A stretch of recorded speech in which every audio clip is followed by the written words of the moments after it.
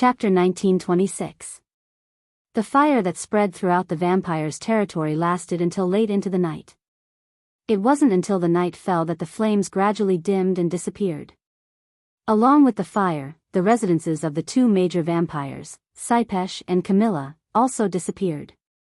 Looking at the streets and the city that had been completely turned into ruins as if it had been attacked by artillery fire, and the charred remains of buildings everywhere, the Jamanli's kin fell into silence. How pitiful. Asashel looked around and sighed. This way, the vampires will have to live a hard life until everything is restored to its original state. After all, vampires were residents of the dark, and most of them were nocturnal creatures that could not be directly exposed to sunlight. Now that their residences had been turned into ruins, if they did not find a place to hide from the sun and settle down, the vampires would basically be doomed even if the evil dragons did not attack them. Moreover, the vampires had not been in contact with the outside world all this while, and had been hiding in their own residences and being complacent. Now that their residences had been destroyed, and because they had no contact with the outside world, the situation they faced was more difficult than imagined. If we lack resources for reconstruction, I can go back and talk to my father, Lyeth said. Maybe he can help. No need, I will ask for help from the major factions. Asashel scratched his head. Let the major factions bleed a little and provide some resources so that the reconstruction work can go smoothly. Lyeth nodded and did not say anything else. In fact, Noah was also present. Seeing that Asashel and Lyeth had decided on the next course of action in a few words, Noah shrugged and spoke to Asashel. Looks like we should put the peace talks aside for the time being. Yeah, Asashel said helplessly. King Cypesh was seriously injured because of the coup and is still in a coma. However, Queen Camilla is probably in a terrible fix because of the evil dragon's attack, and has no time to participate in our peace talks with Cypesh. That's a blessing in disguise, isn't it? What about the vampires that were transformed into evil dragons? Noah asked. Has everything been arranged? I've already ordered my subordinates to capture all of those evil dragons. All that's left is to research them.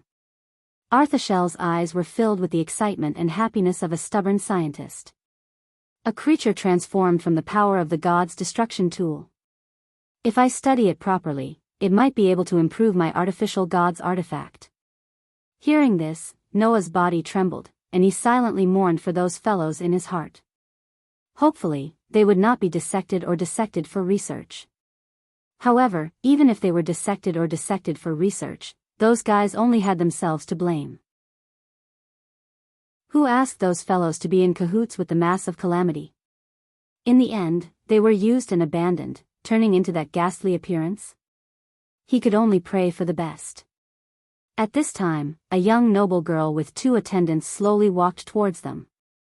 Everyone's gazes immediately turned to look at the newcomer. The newcomer was Elmaine Shelton.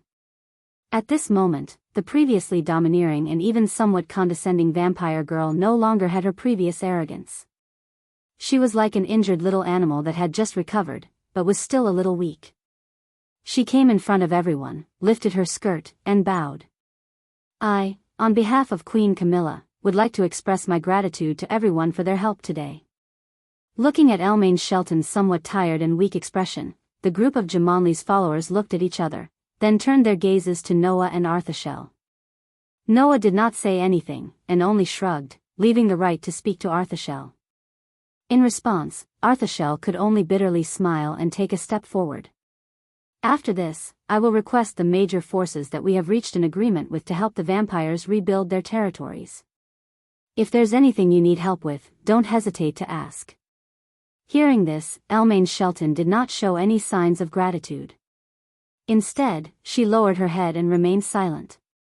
The atmosphere suddenly became a little strange. Everyone suddenly looked at each other, not understanding what was going on. Just as Arthashel frowned and was about to speak again, Elmaine Shelton suddenly asked. Our negotiations with you have already broken down. Even if you're not enemies, you're definitely not friends. If that's the case, why would you want to help us? Not only did you save us, but you also intend to help us rebuild? Arthashel and the Jamanli's followers were all stunned. On the other hand, Elmain Sheridan shifted his gaze to Noah and said in an extremely complicated tone. Lord Noah, you're very powerful. We've all seen it.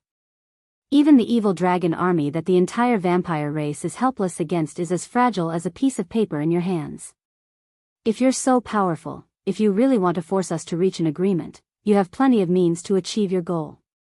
Why didn't you do that, but instead went through the trouble of coming to the vampire kingdom and going through so much trouble to negotiate with the vampires? From Elmain Shelton's tone, Noah not only heard the complicated emotions, but also a kind of confusion. Presumably, the destruction of her home and the betrayal of her companions should have brought a lot of blows to this prideful vampire girl, right? As a result, Elmain Shelton no longer had the arrogance and haughtiness from before. Instead, he noticed some details and problems that he hadn't noticed before. That was Noah's approach and attitude. That was why Elmain Shelton asked this question. Noah raised his eyes and met Elmain Sherstein's gaze. After a long while, he faintly said, "Don't worry about it. Because what we're after is peace." Hearing Zhang Tai's words, Elmain Shelton's eyes rippled as he became completely speechless. That's right. Because what Noah was after was peace. Since he was after peace, there was no reason to force it. Even before, in front of the major mythical forces, Noah only chose to show his power. Whether or not to conclude a peace treaty was up to the mythical forces themselves to decide, and there was no coercion. Otherwise, if Noah really wanted to use forceful means to force the major forces to conclude a peace treaty, with the power of another cosmology, it was simply something that could be done easily. However, was such a forced peace really peace? That was just moving the battle on the surface to the dark.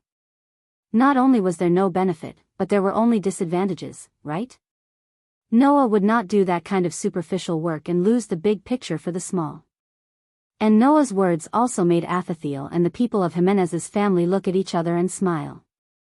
Just like what teacher Noah said, what we're after is peace, not war, Liath said softly. Even if the negotiations break down, we won't leave your country in the lurch. Of course, what we hope to see is world peace, not just the safety of a single race. World peace cannot be achieved without a single person. Asashel looked at Elmain Shelton. So, we also hope that the vampires can become our partners and work with us to maintain this peace. Elmain Shelton's gaze swept over everyone.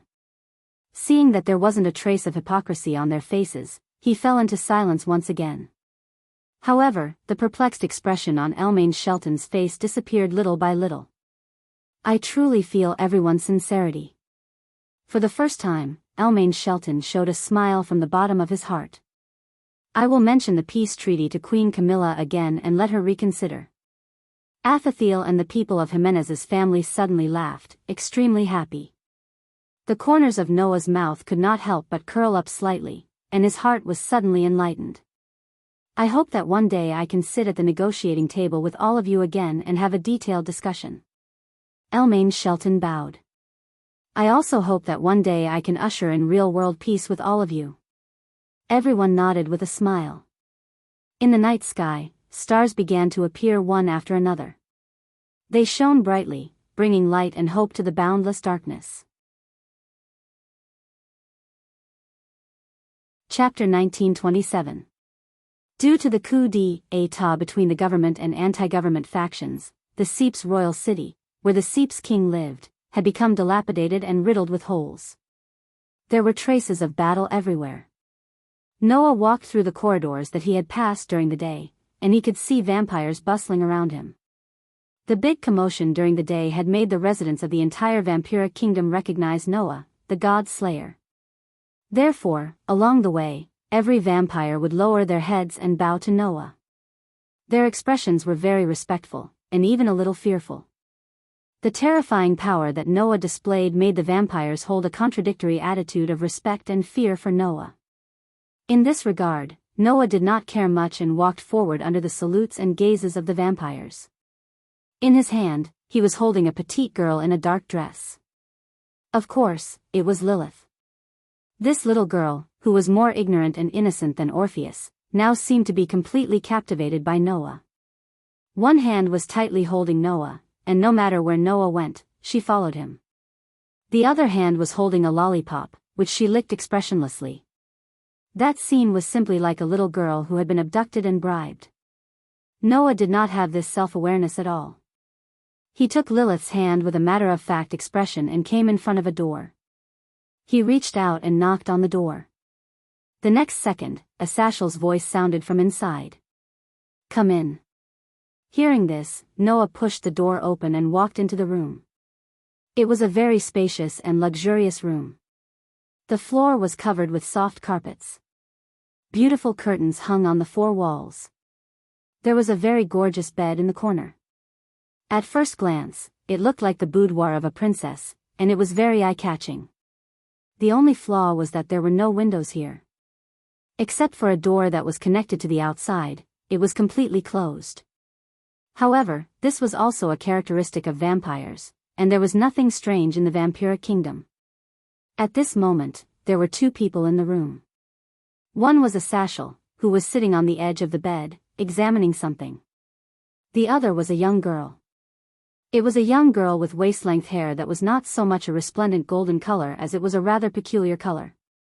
The girl seemed to be around 20 years old. Her facial features were quite regular, just like Elmaine Shelton. She looked like a doll with an indescribable beauty.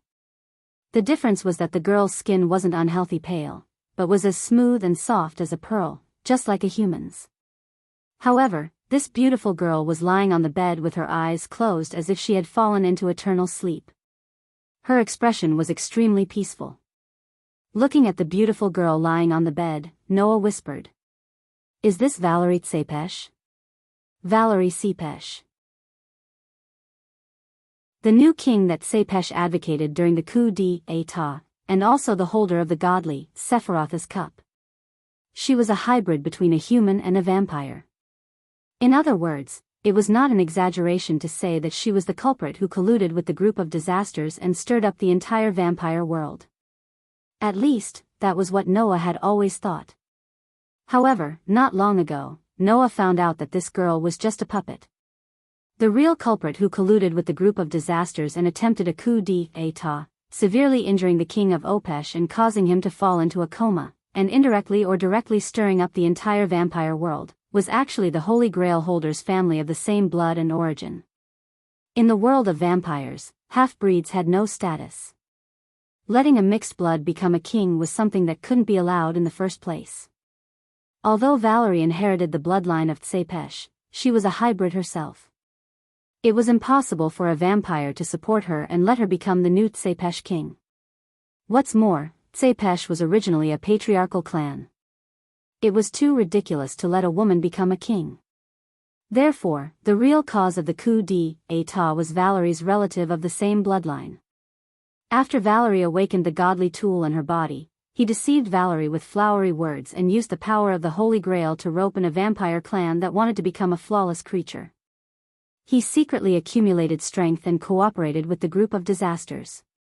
From then on, Valerie's relative of the same bloodline was destined to be a tragedy. Because he was just a tragic figure that was used by Lesavim. During the day, when Athasiel and Jimenez's subordinates barged in and came to Valerie, the Holy Grail in Valerie's body had already been taken away. Her relative of the same bloodline was torn in half by the evil dragon and died without a burial place. And Valerie started to fall into a state of suspended animation at that time. That's right. Suspended animation. Originally, if the godly tool in the body was taken away, the original owner of the godly tool should have died directly. However, Valerie did not die directly.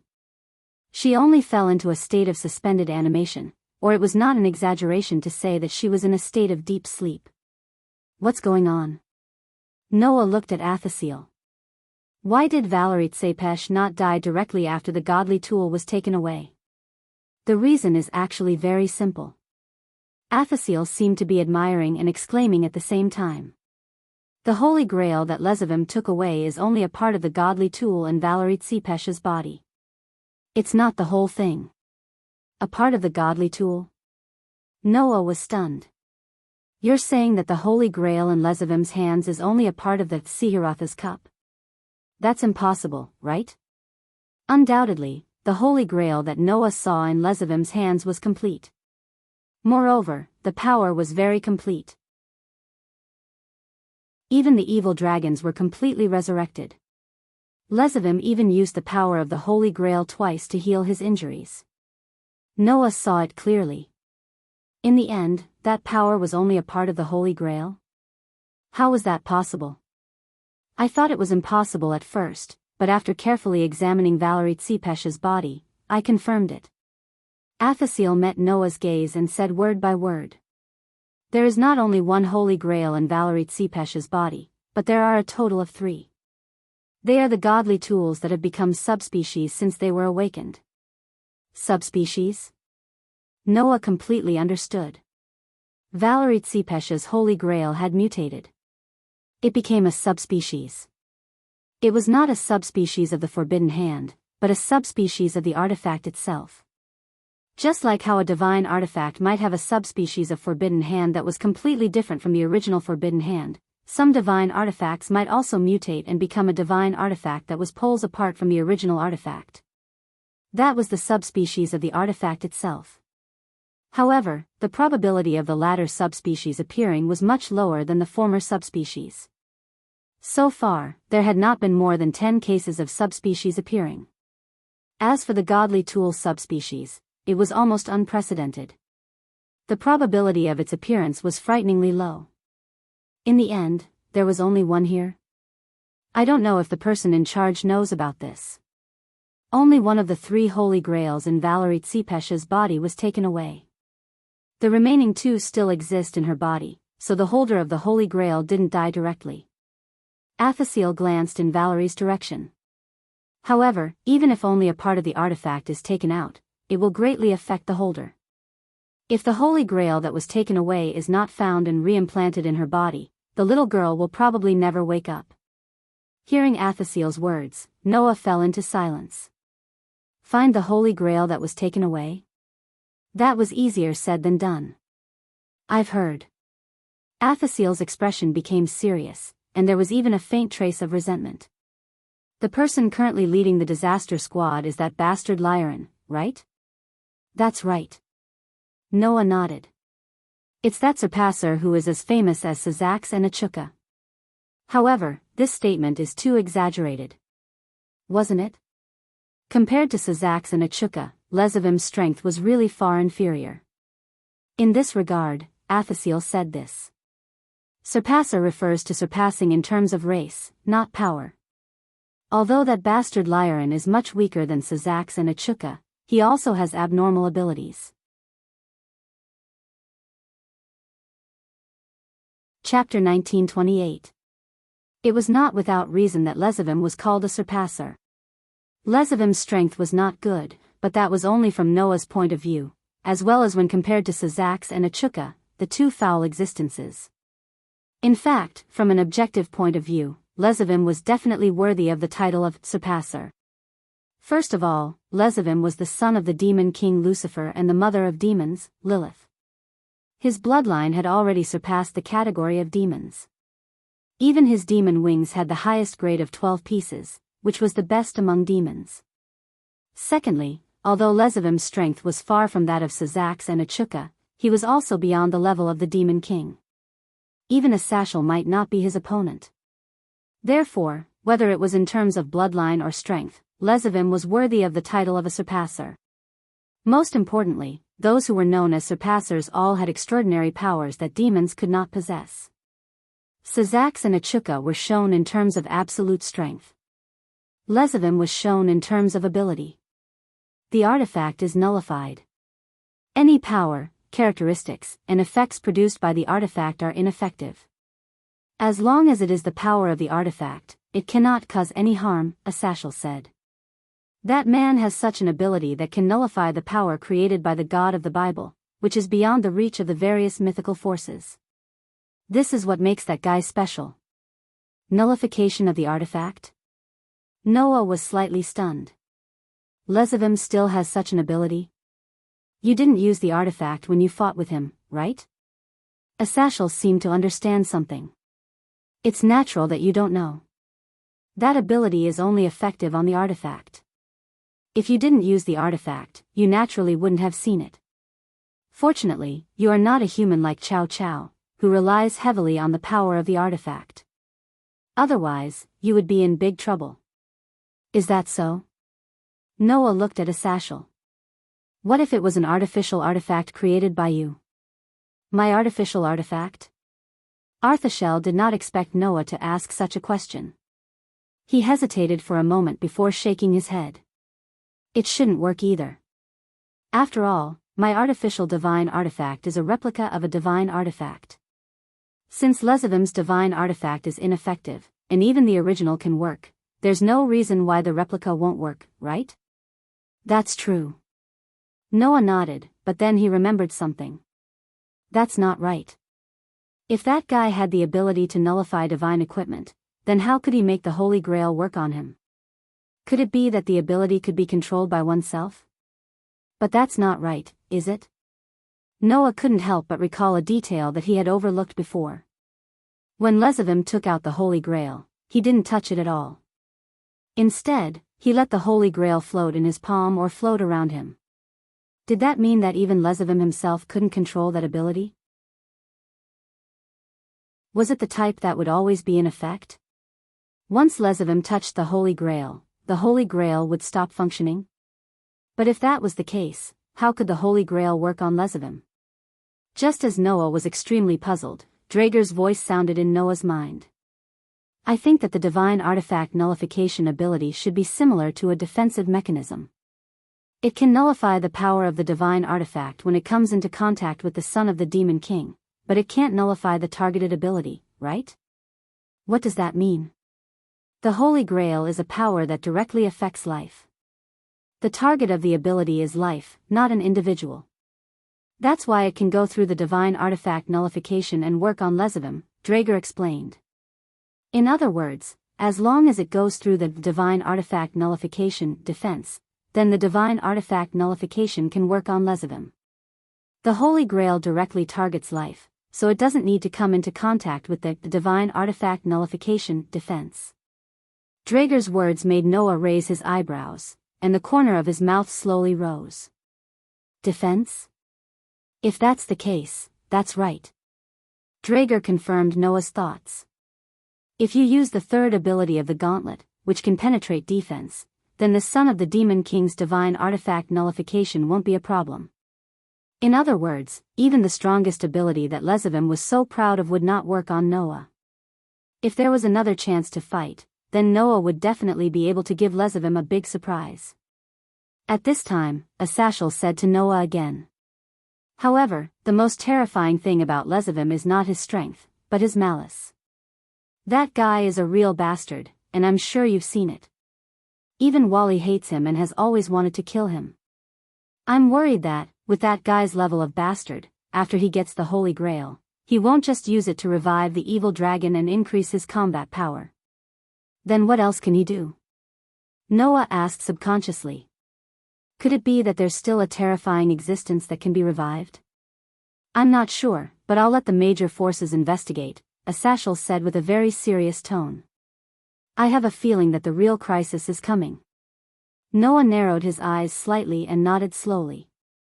After that, Asashel said that he would bring Valerie back to the underworld and let the demons, angels, and fallen angels protect her. He would definitely not let the other two holy grails in her body be used by people with evil intentions. Moreover, King Kaipesh had already awakened, and Queen Camilla also expressed her willingness to have another discussion.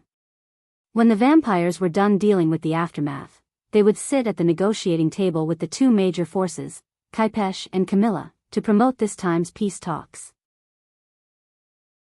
With the existence of the grace of saving the vampiric world, as well as the common enemy that destroyed their home, as well as the promise of the major forces to assist in the reconstruction of the vampiric world in the near future, it was believed that the matter of the peace negotiation could be considered to be completed. In view of this, Noah's group had to continue staying here for a while. Noah had no objections to this. As for the school, Tsang was in charge, so there was nothing to worry about. As for the family, Orpheus also had Aster and Athena to accompany him. Although there were some parts that were worrying, with Athena, the former goddess of wisdom, there shouldn't be any problems. The rest was the matter here. After exchanging opinions and plans with a satchel, Noah brought Lilith out of Valerie's room. As soon as he came out, Noah met someone. Gasper? Noah was surprised for a moment and immediately understood. Are you here to see Valerie? Yes. Gasper's expression seemed a little sad. Although Valerie will be transferred to the underworld soon, I'm still a little worried. Gasper's worry was not without reason. Because Gasper and Valerie were childhood sweethearts. They grew up together and suffered the contempt and disdain of the pure-blooded vampires toward the mixed bloods. They supported each other in their dark lives. That was the reason why Gasper had reacted so strongly to Valerie's name. It was said that the reason Gasper was able to escape from the vampire's territory and meet Leah was because of Valerie's help. Under such circumstances, it was naturally impossible for Gasper not to have a reaction to Valerie's name. After learning about this, Noah was also glad that he did not directly destroy the Holy Grail when facing Lesavim. Otherwise, this timid student of his would probably hate him for the rest of his life. Asashel is helping Valerie with her examination. It should be over soon. Noah patted Gasper's shoulder. You can go in directly. Got it. Gasper quickly responded and walked past Noah. Just as he was about to enter the room, he suddenly stopped and looked in Noah's direction with hesitation in his eyes. Seeing this, Noah seemed to have seen through Gasper's thoughts and said, Don't worry. If there's a chance, I'll take the Holy Grail back. Gasper's spirits were lifted and he bowed deeply to Noah before entering the room. Noah suddenly smiled. Suddenly, two panicked voices were heard again. Teacher. Lord Noah.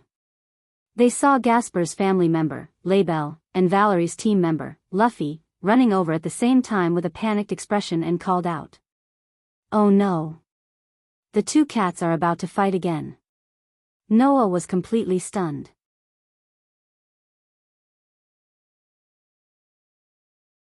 Chapter 1929.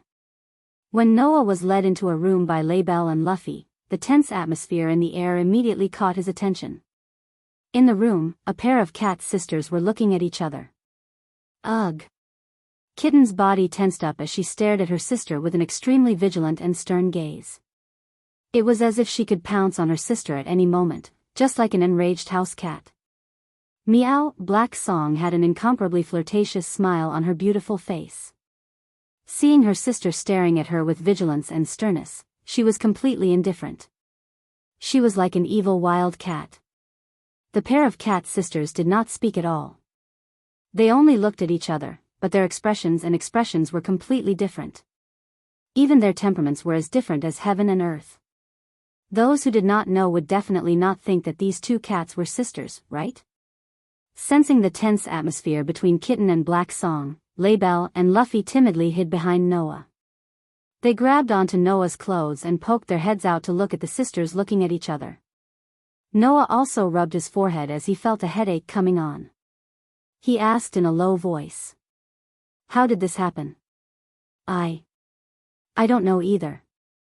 Label subconsciously lowered her voice and answered. I just wanted to find Kitten to eat something together, but when I found Kitten, it was already like this.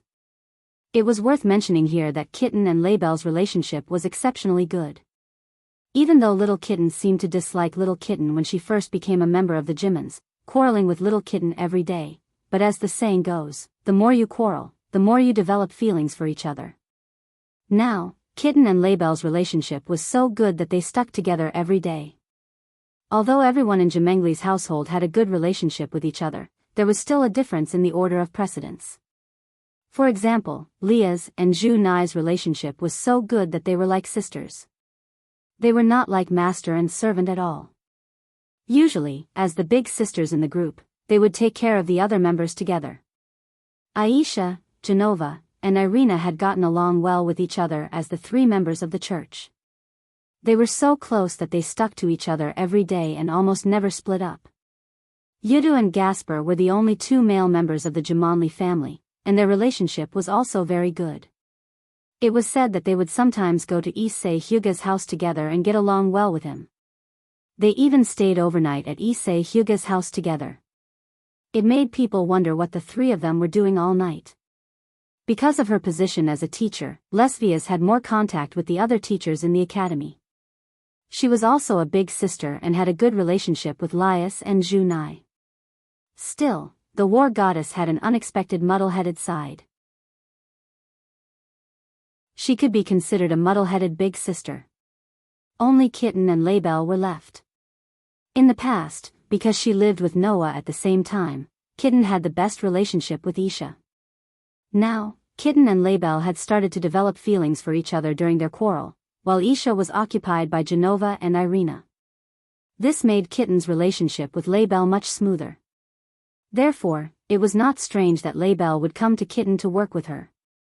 However, they did not expect that Black Song would come to Kitten as well, and things would turn out this way.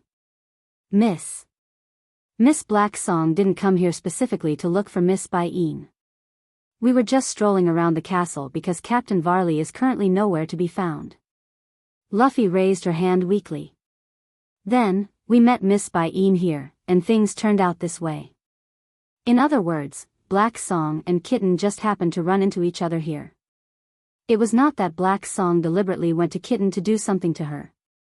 Unfortunately, due to their personal grudges, the meeting between Black Song and Kitten had turned into a confrontation.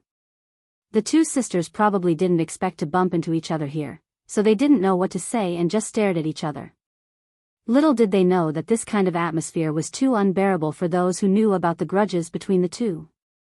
Therefore, as Kitten and Black Song's companions, Label and Luffy could not stand this kind of atmosphere and could only run away, looking for Noah to save the day. After understanding the whole situation, Noah narrowed his eyes and looked at Black Song and Kitten, who were silently staring at each other, and barged in helplessly. How long do you want to stare at each other there? Noah directly barged in, and smoothly ignited the tense atmosphere between Black Song and Kitten. Teacher. Kitten acted as if she had been saved, and almost reflexively hid behind Noah, squeezing Label and Luffy out.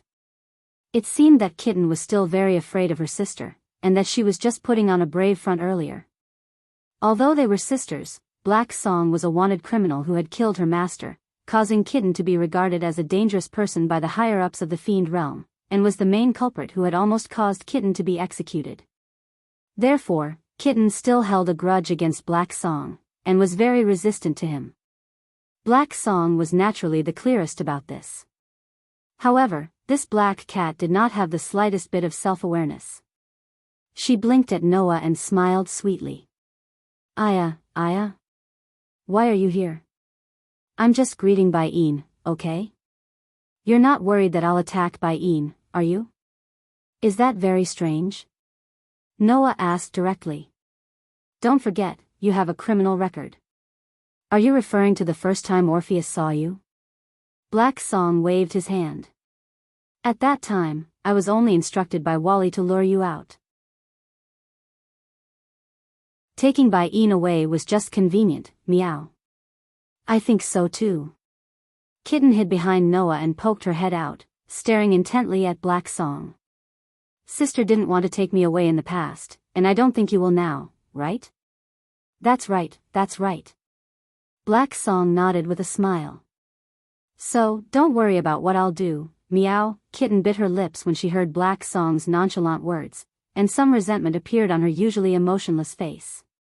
Hey! Label stood up for Kitten and pointed at Black Song, shouting, You're not allowed to bully Kitten. You're not allowed to bully Kitten. Woo meow. Black Song blinked again, and the smile on his face became even brighter and more moving. Why? Bullying younger sisters is the privilege of older sisters, meow, but do you see Kitten as your younger sister? Label said with some agitation. If you do see Kitten as your younger sister, why did you abandon her back then? Don't you think it's too late to say such things now? Label's words caused the tense atmosphere to turn sinister. Kitten bit her lips harder and harder. Black Song still had a smile on his face, as if he didn't care at all. Only Lu Fei actually stood up at this time and looked seriously at Lei Bei Bei. Please don't speak of Miss Black Song like that. Miss Black Song isn't that kind of person. Lu Fei's words made Noah slightly stunned, and a thoughtful light flashed through his eyes. However, Lei Bei Er was completely unconcerned.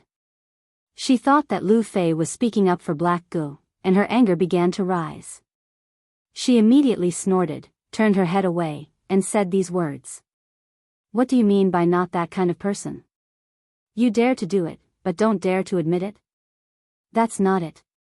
Lu Fei retorted. Miss Black Song is just, all right, little Lu Fei, thank you for speaking up for me.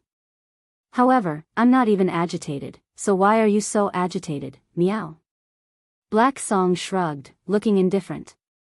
Anyway, I'm just a bad cat. There's nothing wrong with that, meow. It had to be said that Black Song's indifferent tone and frivolous words were extremely infuriating to those in the know. As expected. Kitten couldn't help but murmur. Big sister is the worst. Black Song glanced at Kitten, indifferent to Kitten's murmurs. However, Noah, who had been observing Black Song all this time, noticed it. There was a flash of sadness in He Ji's eyes for a split second. Noah's eyes flashed and he suddenly smiled when he caught the sadness in her eyes. Is that so? I think Black Song is rather cute. In that instant, the entire place quieted down. A different kind of tension from before, and a different kind of heaviness from before, a somewhat strange atmosphere began to replace the surrounding atmosphere, permeating the air.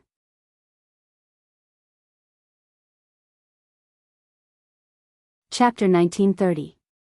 At this moment, all the girls present turned their gazes towards Noah, each with a different expression. Teacher. Kitten looked at Noah with eyes full of disbelief. Teacher. You. Label's expression was extremely stiff. Wah wah. Wah wah wah. Lu Fei's face turned red. As for Black Song, her eyes widened. After looking at Noah for a while, she suddenly cheered and pounced on Noah, giving Noah a fright. Wah meow. That's great meow. Black Song was overjoyed as she shouted. Little brother God Slayer's favorability has finally been maxed out. It really wasn't easy meow. Maxed out your head. Noah had an embarrassed expression. Do you think this is a game? You want to farm favorability? Indeed, when Miss Black Song has nothing to do, she would sneak into the game center to play games. Lu Fei seemed to have realized something, and her face turned even redder. So it's that kind of game? It seemed that little sister Lu Fei had completely misunderstood. At this moment, little Kitten and Label finally came to their senses. Sister. Kitten glared at Black Song, looking somewhat agitated. What did you do to teacher? Kitten thought that Noah's abnormal behavior was because Black Song had used some sort of bewitching spell. No. He couldn't have been tricked by that bad cat. Teacher. Lei Bei Er cried out in panic. That's an illusion. It's all an illusion. Even Label thought that Noah had been hit by some sort of spell that made him lose his mind. It really made her speechless. Indeed, Black Song's actions had a sort of bewitching feeling, but that did not mean that Black Song was a casual woman. In fact, not only did Black Song keep her chastity, she definitely would not use any sort of bewitching spell. The reason why she usually acted so charmingly was because of her casual nature.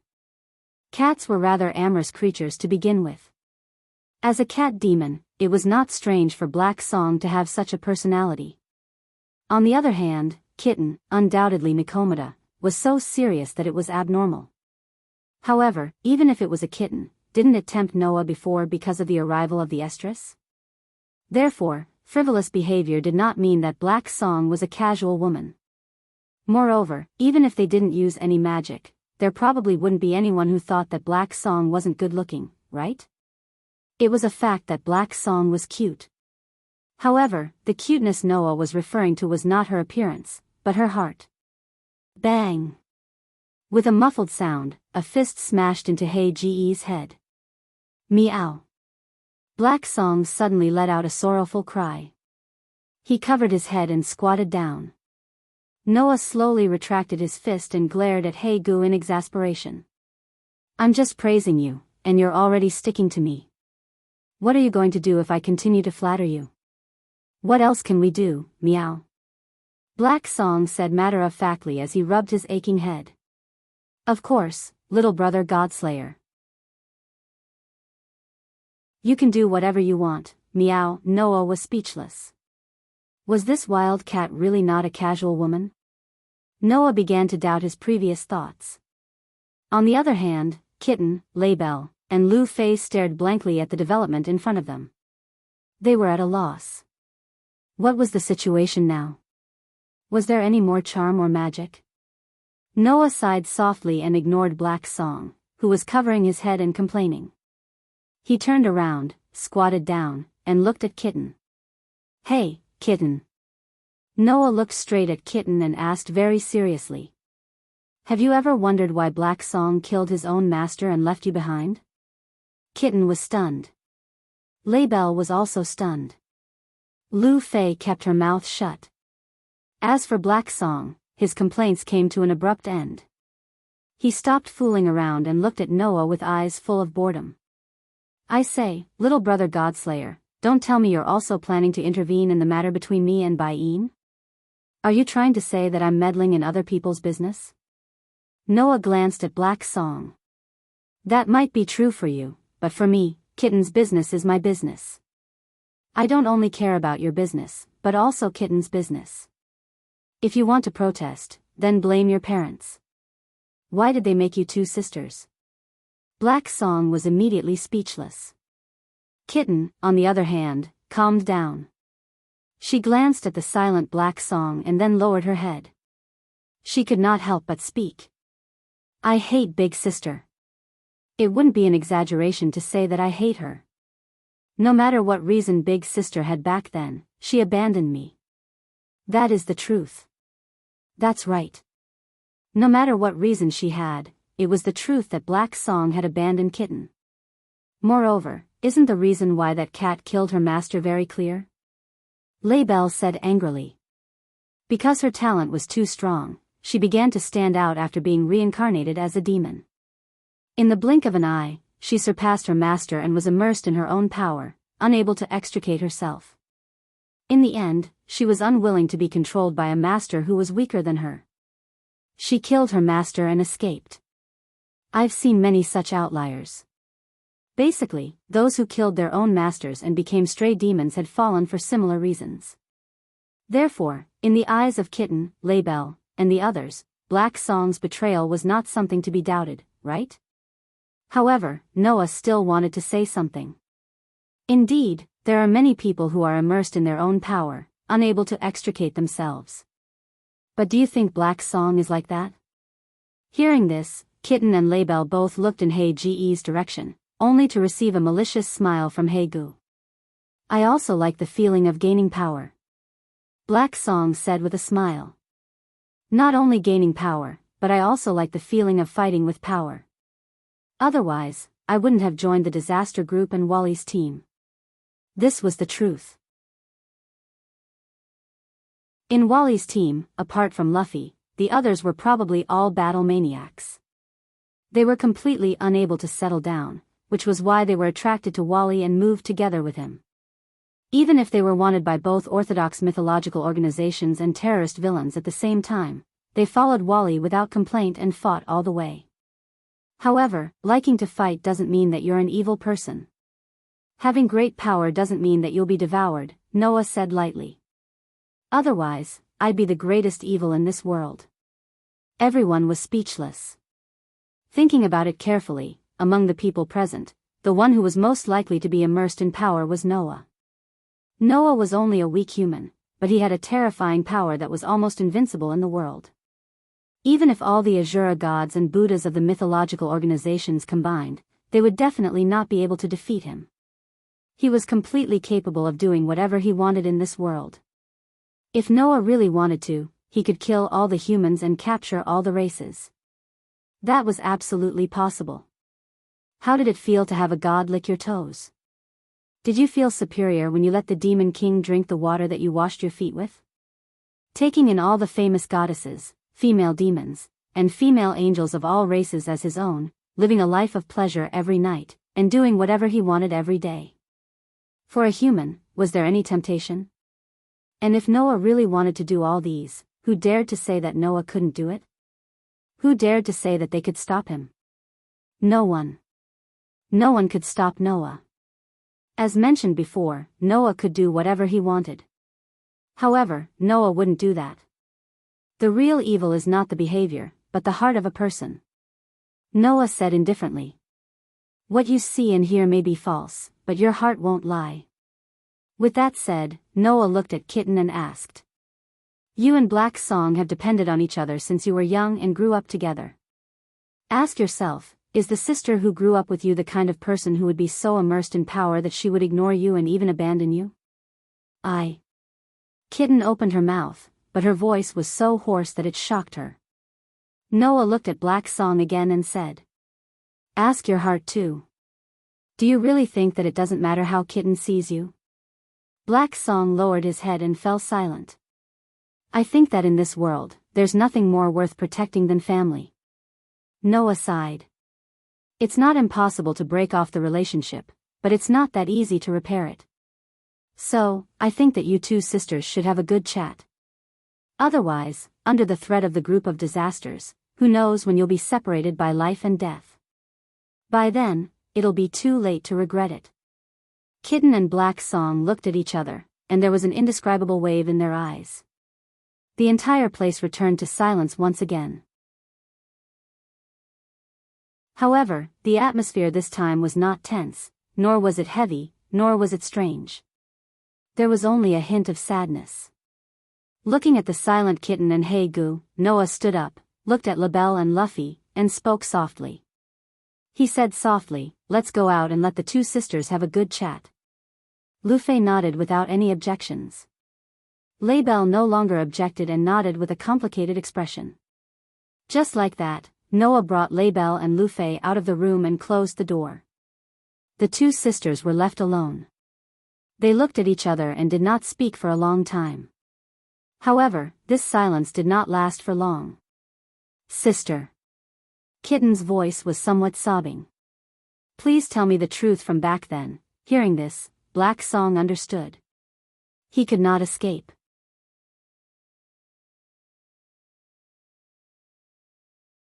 Chapter 1931. After retreating from the room where the two sisters were, Lu Fei immediately closed the door, letting the soft sound of the door closing echo in the corridor.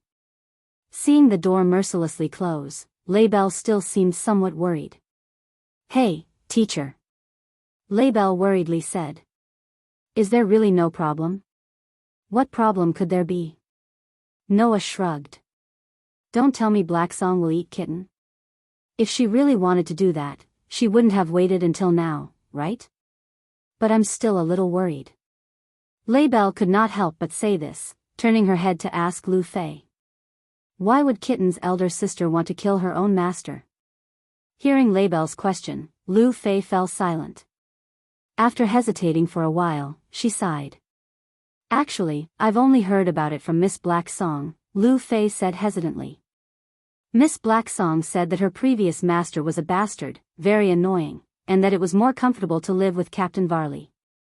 A bastard? Noah thoughtfully smiled. It seems that I more or less understand Black Song's difficulties. LaBelle tilted her head, seemingly still not understanding. What do you mean?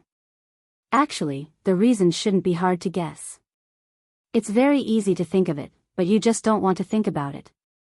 Noah looked at the puzzled LaBelle and could not help but sigh. LaBelle, although your family treats you like a little princess, and Lias, as your master, cares for you family members very much, please think carefully. How many demons in the demon world treat their own family members with sincerity? LaBelle's pretty face could not help but change slightly. The eldest daughter of the Phoenix family was not an idiot. On the contrary, she was a military figure. Usually, when the Zymonts were on missions, she would often exchange opinions with Queen Lias and formulate countermeasures. Thus, she had always been deeply trusted by Laius. Therefore, with Label's intelligence, she immediately understood Noah's words. In the eyes of ordinary people, demons are evil to begin with, right? Noah could not help but laugh. Although that's what I say, I won't kill all of them. At the very least, I have a good relationship with the current Devil King, Jimenez's family, and Sidi's family. But, just like how there are good people and evil people, there are good gods, and there are evil gods and evil gods like Loki from Northern Europe, there are also bastards among demons, right? And Black Song is the highest-ranking cat elf of the Nicomata clan. Not only is his bloodline pure and noble, but his talent is also astonishing. He is proficient in magic, immortal arts, and demonic arts. It's not hard to guess what will happen if such a seedling falls into the hands of a bastard demon, Noah said calmly. If the previous owner was a vicious person, then he would have used Black Song's power to commit all sorts of crimes. If the previous owner was a narrow-minded person, then he would have been jealous of the excellence of his dependents. It wouldn't have been strange if he had wanted to personally destroy his dependents. Since Black Song had described his previous owner as a bastard, then I guess that the previous owner must have been greedy for the amazing talent that Black Song had displayed.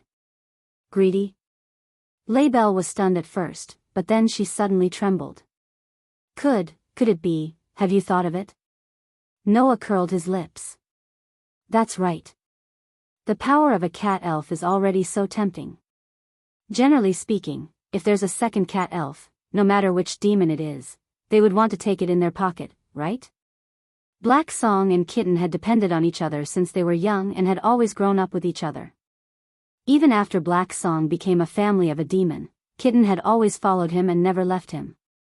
Under such circumstances, according to Noah's words, Label would really be an idiot if she still did not understand the meaning. In other words, Black Song's former master set his sights on Kitten? Label was somewhat in disbelief. Kitten's older sister killed her own master just to protect Kitten? Of course, this is only my guess. Noah turned his head and glanced at the tightly shut door as he muttered.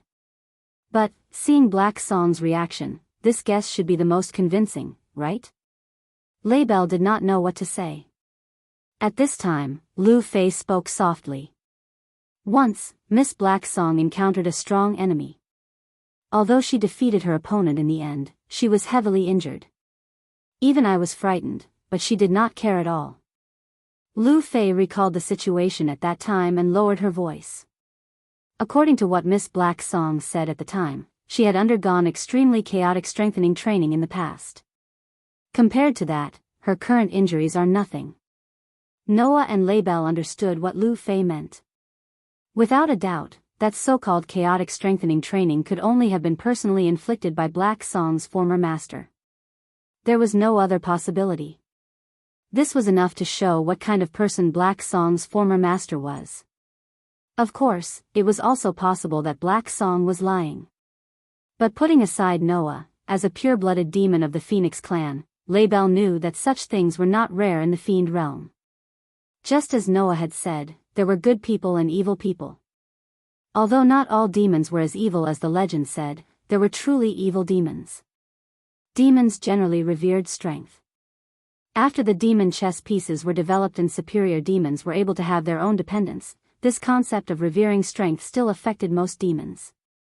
Thus, in order to obtain powerful dependents and servants with limitless potential, many demons would use unscrupulous means. Some of them would force and harm the person they liked, forcing the other party to become their dependents. Some would conduct inhumane training on their dependents, completely disregarding the safety and condition of their dependents, blindly strengthening them. Some would even use the method of extracting potential and life force to make their dependents fight with all their might, and then abandon them when they were no longer of any use. It was extremely vicious. Even Label's brother, Laius' former fiancé, Riesel, did not treat his dependents as his personal property and order them around as a matter of course. On the other hand, the pure-blooded demons of the Gimli clan were known for their gentleness. They sincerely cared for their dependents, which was why such things did not happen. Like vampires, demons are also a race that lives in the dark, Noah mentioned, intentionally or otherwise. Many of the demon's bad habits and ideas are not flattering. That's why the 4 demon kings, Sazax, Achuka, Seraph, and Felubium, spared no effort in promoting peace between the various factions in an attempt to change the concept of the race with the change of the world. Perhaps Athaziel, the governor of the fallen angels, has similar thoughts. Noah spread his hands. After all, the fallen angels are also evil in the Bible. There must be some problematic people among them, right? Every family had its own problems. Since even a family was like this, there was no need to mention a race. Although Noah was a loner, he was also the leader of 2 guilds in another world. As the leader of a guild, Noah knew very well what kind of consideration and labor he had to put in. Therefore, Noah's words were undoubtedly quite persuasive. In short, let's leave the matter of Black Song and Kitten to them, Noah said to Label and Luffy. We'll just quietly watch from the sidelines. Label and Luffy both nodded. Then, Noah, Label, and Luffy left the scene. Label and Luffy returned to their respective residences, probably very moved by Noah's words. Noah, on the other hand, brought Lilith, who had stayed outside the room. Just as he was about to return to the room, he encountered an unexpected person on the way. Looking at the silver-haired youth slowly walking toward him, Noah stopped in his tracks. Varley seemed to have only just noticed Noah. He raised his head and met Noah's gaze. Noah noticed it at that moment. Varley's eyes and expression were somewhat abnormal compared to before. If the previous Varley was a pure warrior who only knew how to press forward with indomitable will, then the current Varley was like a madman who had stopped halfway and was hindered by something. The fighting spirit in his heart was replaced by another emotion. What emotion was that? Hatred. Noah saw hatred in Varley's eyes. What the hell happened?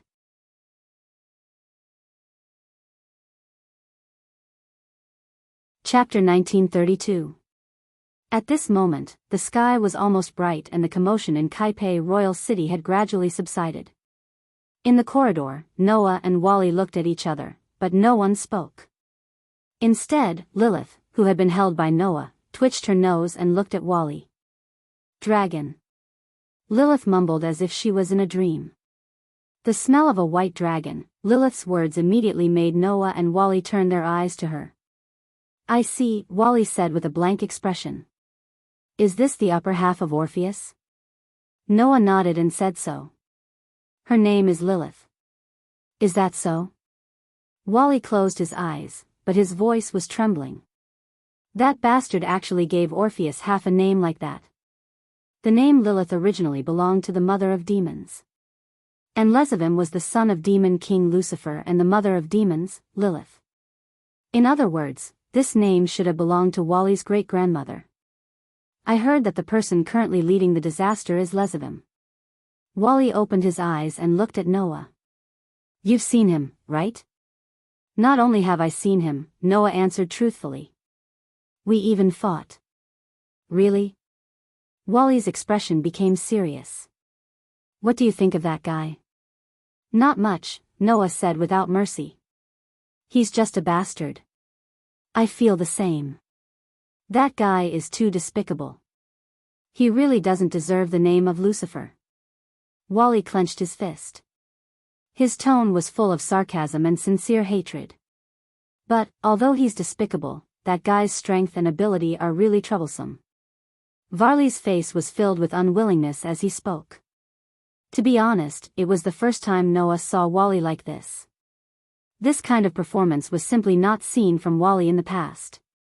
Coupled with the sarcastic and hateful expression when Wally mentioned Lesavim, Lesavim's grandfather must have done something bad to Wally.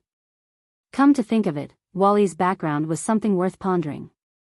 Why did this gifted child who inherited the bloodline of Lucifer and the power of the White Dragon Emperor join the camp of the fallen angels and be raised by Athashel instead of staying with Lesavim, his blood relative? There must be a reason behind this, right? There was only one thing that could be confirmed. That was, Wally didn't treat Lesavim as a family member at all. He even hated him. If possible, Wally would want to kill Lesavim more than anyone else, right? Unfortunately, this goal was too difficult for Wally. Although Wally was a descendant of Lucifer and had extremely high-level abilities, most of Wally's strength was limited to the artifact.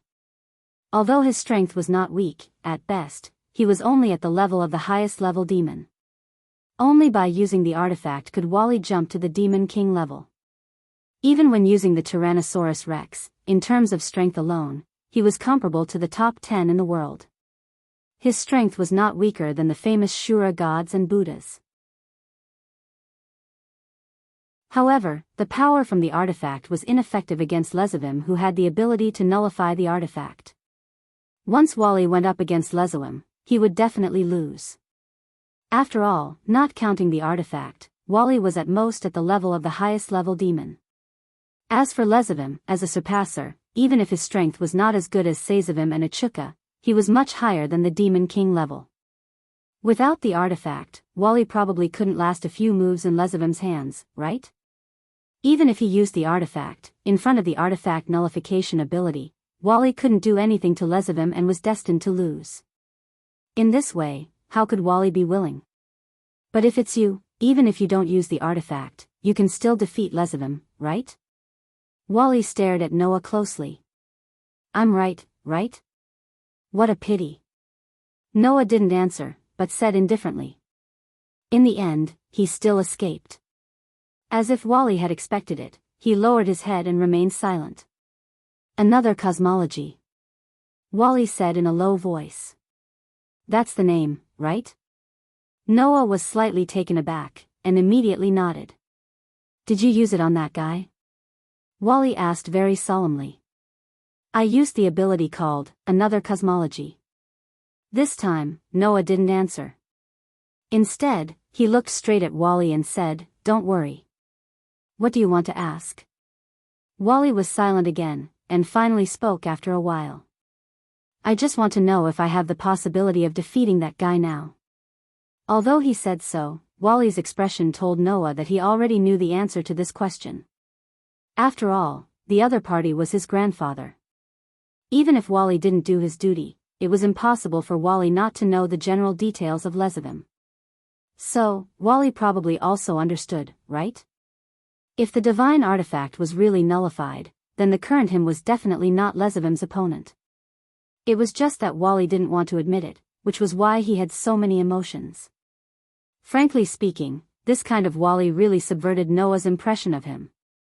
It seemed that the grudge between Wally and Lezavim was deeper than Noah thought. So, Noah said so. If you want me to tell you the truth, I can only say that even if you have mastered Tyrannosaurus, if you don't find a way to nullify Lezavim's divine artifact, then you absolutely can't defeat him. This sentence made Wally clench his fists tighter and tighter, and he even gritted his teeth. Is that really the case? More unwillingness than before appeared on Wally's face. At this time, Noah's tone changed. But, you should have a card in your hand to defeat that guy. Wally was suddenly stunned. Noah looked at Wally and reached out his hand. Clank. A burst of crimson light flashed, and a ferocious dragonclaw-like gauntlet appeared in Noah's hand. Immediately, Noah moved. Without any warning, Noah fiercely stomped on the ground and rushed to the front of Wally at a leisurely speed. He clenched his arm that was covered by the gauntlet, and with a whistling wind, he threw a punch at Wally. Wally didn't expect Noah to launch such a sudden attack. However, as the White Dragon Emperor who had always yearned for battle, Wally's combat skills weren't bad, and he reacted almost instantly.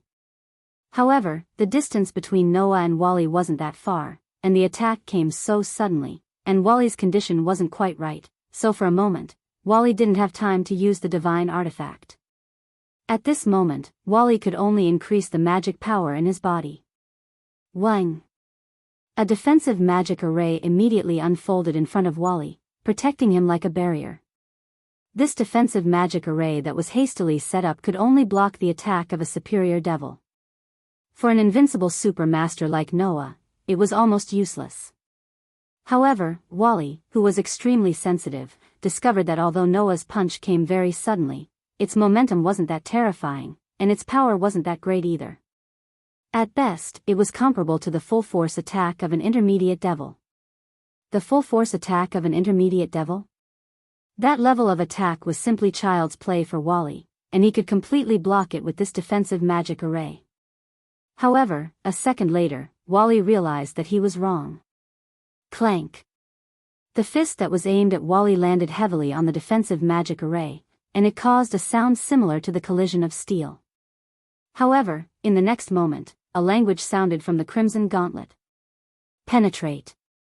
Suddenly, the impact of the fist directly penetrated the defensive magic array, and like an invisible force, it slammed into Wally's chest. Bang!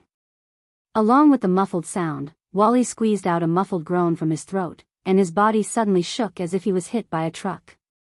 He rubbed against the ground and slid out violently, only stopping after a while. Feeling the pain in his chest, Wally raised his head and looked at Noah in shock. What just happened?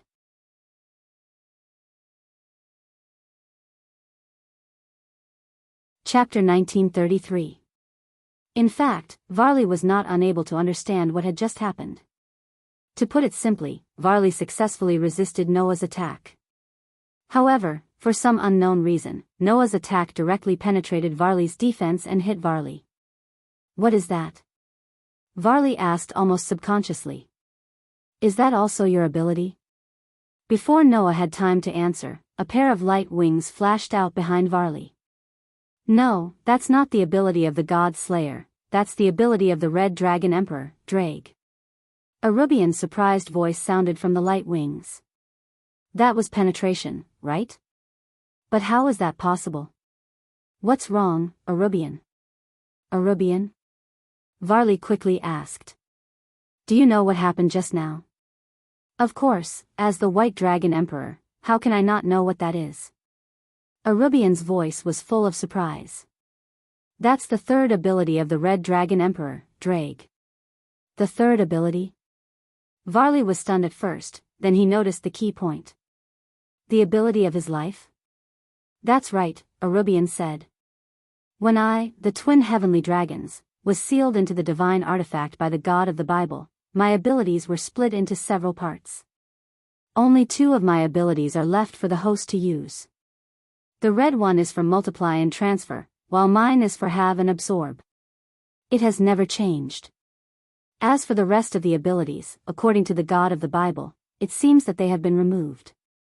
Arubian did not hide the surprise and disbelief in his voice. Why did the red one suddenly have a third ability? Undoubtedly, this has never happened before. Of course, Arubian didn't know that Drake was just a soul now, residing in the artifact, and his ability was only reproduced by the artifact. In this regard, Noah opened his mouth and was about to say something, but Drake's voice sounded from the cage. Arubian, do you really think that the rest of our abilities were removed by the God of the Bible? Drake's words stunned Arubian. Although I don't know why the God of the Bible, as a god, created the God of annihilation to give humans the power to kill gods, but since even the Forbidden Hand, which can destroy the balance of power, and the God of annihilation, which can seal monsters, has the power of tyrant, compared to these, the power we had when we were alive shouldn't be considered dangerous, so there's no need to remove it, right? Drake's voice became low.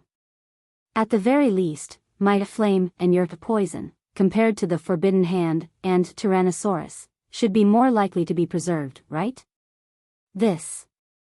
Arubian was a little speechless. On the other hand, Noah's attention was attracted by the other information revealed by Dalag. Your flame and Arubian's poison? Noah asked in surprise. What does that mean? This time, both Drake and Arubian were silent. Only Wally seemed to know something, but he also remained silent. Seeing this, Noah frowned. Could it be that in addition to penetration, Drake has another ability? And that ability is more terrifying than the Forbidden Hand and Tyrannosaurus? If there is such a powerful ability, why didn't Drake say it? Under the effect of the artifact, that ability should have been reproduced, right? Don't think about it, partner. Drake sighed. After meeting Arubian, I stopped using that ability. In fact, I've almost forgotten about it. Unless Arubian uses the power of poison, it might be a good thing for me to keep my flame sealed. Hearing this, Noah's eyes flickered, and he didn't say anything more. Although he was a little interested in the so-called flame and poison, it seemed that Drake and Arubian had their own difficulties, so it was better not to ask about it here. Back to the topic. Drake said as if he wanted to ease the atmosphere. I think that after the God of the Bible sealed us in the artifact, he didn't divide our power into several parts. Instead, he imposed some kind of seal on our power, leaving only the most basic 2 abilities. The rest of the abilities need to be awakened by meeting certain conditions. So, the reason why the previous hosts didn't awaken the 3rd ability was because they didn't meet the conditions? Arubian understood what Drake meant. And your host met this condition, so he unsealed the ability of penetration? My host also didn't meet the conditions, Drake explained. It's just that he reproduced my ability from when I was alive in another way. This method can only be used by him. You should think of it as his uniqueness. Wally and Arubian suddenly both laughed bitterly, which was very rare. Uniqueness? Indeed, if a person who broke the rules had an artifact that also broke the rules, then it was obvious how special it was. This generation's host is really special. Arubian sighed. On one side is the God Slayer, and on the other side is Lucifer, but at the same time, he became our host, surpassing the previous Red Dragon Emperor and White Dragon Emperor. If the God of the Bible was not dead and saw this situation, I wonder what he would think. I don't know what the God of the Bible would think, but this time the host is very special, and I have to admit it, Drake said in a deep voice. In the past, the hosts would only be immersed in the power of the 2 heavenly dragons, unable to extricate themselves. In the end, they either led to self-destruction or continued the confrontation from when we were alive until death.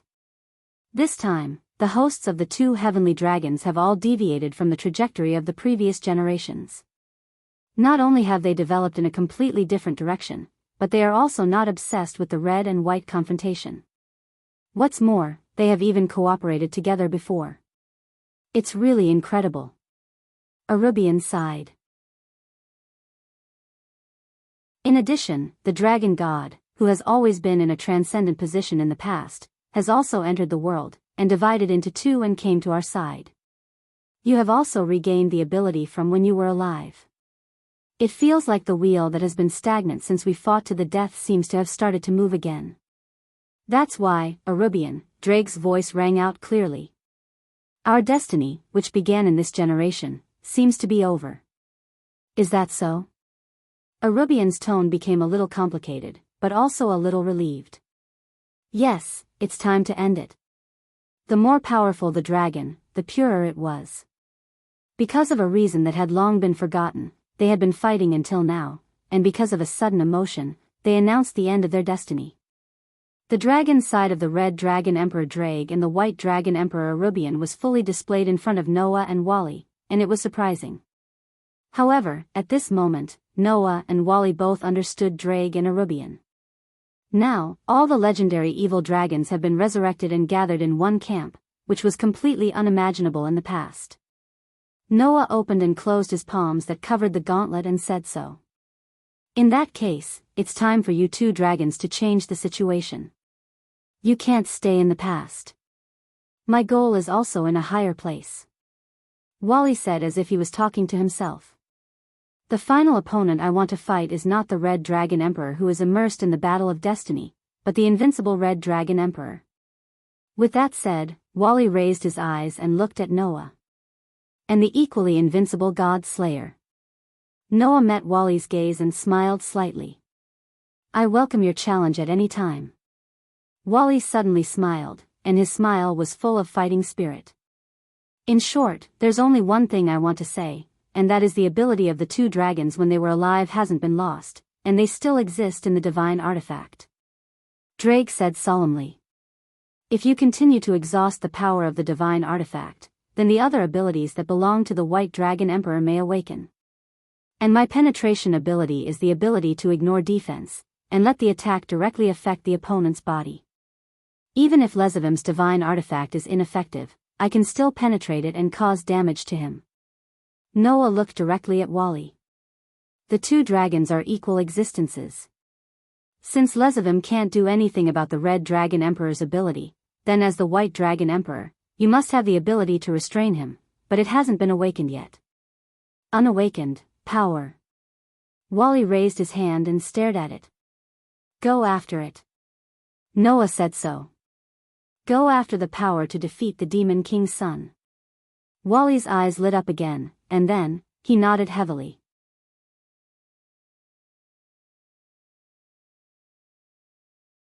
Chapter 1934.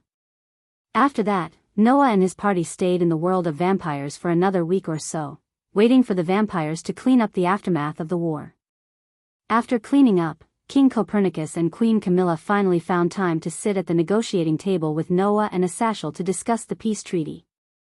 After this disaster, King Saipesh and Queen Camilla seemed to have realized that the current situation would no longer allow the vampires to be self-contained and secluded themselves from the world. In that case, it would only lead to another disaster.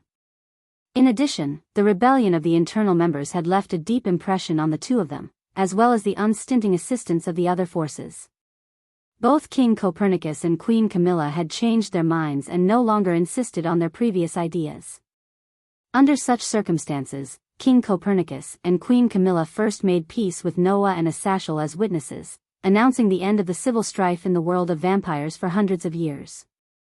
Then, they agreed to the conclusion of the peace treaty and became allies with all the mythical forces. At this point, all the foreign races in the world had concluded the peace treaty, and no one was left out. As a witness to the peace treaty, Noah successfully urged all the mythical forces to conclude the peace treaty, and he would continue to supervise the implementation of the peace treaty in the future.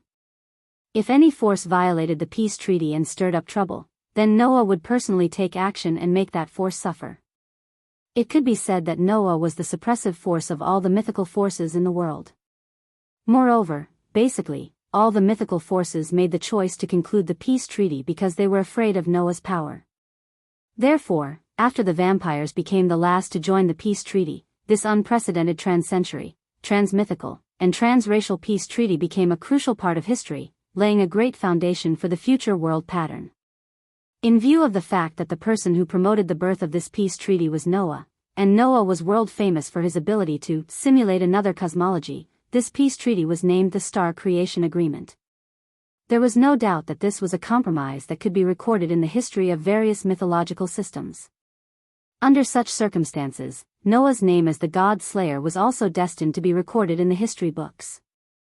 It would be known by the new generation of the various mythological forces, and it would be passed down for hundreds, thousands, and thousands of generations until eternity. In this event of great historical significance, Varley, Black Song, Luffy, Arthur, Beautiful Monkey, and Fenrir were removed from the wanted list. Their inclusion in the fallen angel camp became a small matter and did not arouse much objection. When the vampire world was in chaos, Wally's team acted as allies and saved many vampires from the evil dragons, making a certain degree of contribution to the peace negotiations between the vampires. In the end, just as Asashel had expected, even though many mythological forces expressed their dissatisfaction with the whitewashing of Wally's team, the matter was left unsettled. In other words, from today onwards, Wally's team was officially an ally. They no longer needed to hide. There were two episodes worth mentioning. The first was the reconciliation between Black Song and Kitten. After learning the truth from Black Song, Kitten seemed to have cried for the whole night, but she returned to normal the next day and got along with Black Song again. Although Black Song and Kitten had become somewhat distant from each other due to the estrangement of many years, the two of them originally had a very deep foundation of feelings. After some time, they would one day return to how they were before, or even better than before, right? The second was the hidden power in Gasper's body. After the turmoil of the vampires, Lias brought Gasper to find Gasper's biological father and asked about the hidden power that Elmaine Shelton had mentioned. Noah heard about the results of the inquiry later and was shocked. With Gasper's father telling the truth and Asashel assisting in the investigation and examination, Lias told Noah so. Just like the divine artifact of the two heavenly dragons has the souls of the Red Dragon Emperor and the White Dragon Emperor, and the other divine artifacts also have monsters sealed. The divine artifact in Gasper's body has the consciousness fragment of Baylor, the demon god of Celtic mythology. Balor. Balor was the evil god in Celtic mythology, the king of the deep-sea giants named Fomor, and also the demon god who controlled the dark dragon of New Moon, Clon Kvotch. According to legend, demon god Balor possessed a demon eye that could kill all living things within his field of vision. Even the divine king of the Danu divine race, Nuada, was severely injured by his demon eye. In the end, he was killed by Balor's subordinate, the dark dragon Clon Kua. It was not until sun god Rouge became the new god king of the Danu gods that this evil demon god was killed and fell. And before he died, Balor's consciousness fragment was born. The reincarnation of the demon god's consciousness fragment. That was Gasper's true identity. Gasper's divine artifact that could stop time was born from the residue of Balor's power. After all, as the user of the demonic eye, Balor could be said to be the most famous one. Although Gasper's forbidden Balor view is powerful, it is still far from the legendary demonic eye that can kill people directly with its gaze, and even kill gods. That was what Asashel said to Noah on the day he found out the truth about Gasper. So, in Gasper's body, there must be other powers hidden. Divine artifacts are really interesting things. From legendary dragons to legendary monsters, even demon gods can reside in them. The God of the Bible who created the divine artifact is really a terrifying existence. But, because of this territory makes me feel like I can't stop even if I want to. As he said that, Asashel volunteered to help Gasper develop the hidden powers in his body. Gasper himself was very afraid of this. Suddenly turning from a mixed-blood vampire into the reincarnation of the demon god's consciousness fragment, this kind of super development setting, most people might not be able to accept, let alone the timid Gasper. However, Asashel managed to persuade Gasper to change his mind. Don't be afraid of the power in your body, and don't be afraid of yourself. Whether or not you are the reincarnation of the demon god's consciousness fragment, you are still you. I won't let you be devoured by the demon god's power. You can also use this opportunity to become stronger. Perhaps in the future, you will have the chance to take back the Holy Grail with your own hands. Gasper, who was still afraid at the beginning, finally nodded after being persuaded. If he could really develop all the hidden powers in his body, there would be a day when Gasper would become a new demon surpasser, wouldn't he? A surpasser who combined the powers of demon god, vampire, demon, and human. His potential was unimaginable. Just like that, Noah's group finally returned to Chariot King Town after finishing their business in the vampire's territory. In an apartment in Chariot King Town, two petite girls were looking at each other in an indescribable silence. At the side, Aster and Athena also looked at the two girls who looked about the same age as them and exchanged glances with each other. Not only do they look the same, but even their aura, temperament, and aura are exactly the same. Athena expressed such a thought. Other than the fact that they are the same person, there is no second thought. I can feel the exact same power from the two dragon gods. Aster looked at Noah expressionlessly. Master, do you intend to let the two dragon gods reunite as one?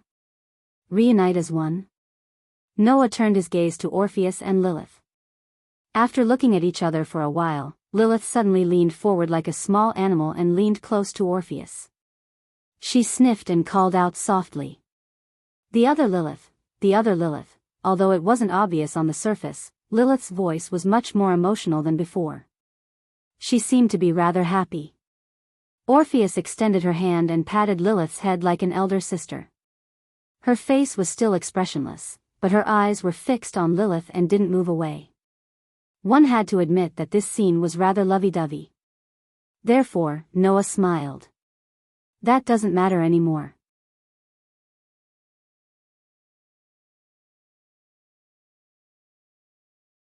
Chapter 1935. In the beginning, when half of Orpheus' power was taken away by the heroes and sent back to the disaster squad, Noah did want to take back the power and return it to Orpheus. It had been mentioned several times before that although only half of Orpheus' power was taken away, it made Orpheus, infinite, become limited. In terms of strength, it was not as simple as being reduced by half. But even so, Orpheus, whose strength had been greatly reduced, still had the strength to surpass the top 10 experts in the world. His strength had exceeded 4 digits, and he was in an ambiguous position between 3 and 4 digits. He was far from what the other Asuras, gods, and Buddhas, who were only in the 4 digits, could compare to. It was conceivable that if half of the power was taken back and the limited returned to unlimited, what kind of state would Orpheus' original power return to? To be fair, if Noah lost half of his power, he would want to take it back no matter what. Due to this mentality, Noah wanted to help Orpheus regain the lost power at the beginning. On the contrary, Orpheus did not care about this at all. Aster and Athena naturally knew Noah's thoughts. So, after Noah brought Lilith back, Aster asked Noah if he planned to reunite Orpheus and Lilith. However, that was equivalent to erasing Lilith's existence. Although they did not spend much time together, Noah could not do that kind of thing. Lilith was no longer an individual who simply had half of Orpheus' power, but another Orpheus was born from that half of power. Leswium did not erase Lilith's emotions and allowed Lilith to retain the mind of a 4 or 5-year-old child. Perhaps he thought that compared to an emotionless puppet, a child like Lilith was easier to control? In short, in this way, Noah had no reason to erase Lilith. And Orpheus didn't seem to care about this. Instead, he acknowledged Lilith's existence and accepted her as a sister, which couldn't be better. Don't think that Orpheus did not have his own thoughts just because he stayed there quietly all day. Orpheus was actually very afraid of loneliness. Back then, the reason why Wally had brought Orpheus out of calamity was because Orpheus seemed to be very lonely. Noah had also asked Orpheus what he was doing when he was in the disaster group. At that time, Orpheus had answered Noah in this way. Sit in a chair, stay in the room, say your wish, and give them a snake. That was all. In the disaster squad, Orpheus' life was just like that. It was more like being used as a machine than a human's life. Noah, who now had some understanding of Orpheus and knew how innocent, naive, and afraid of loneliness Orpheus was, couldn't imagine how lonely Orpheus was back then. Therefore, Noah had to admit that it was the first time he had the urge to annihilate the entire disaster syndicate.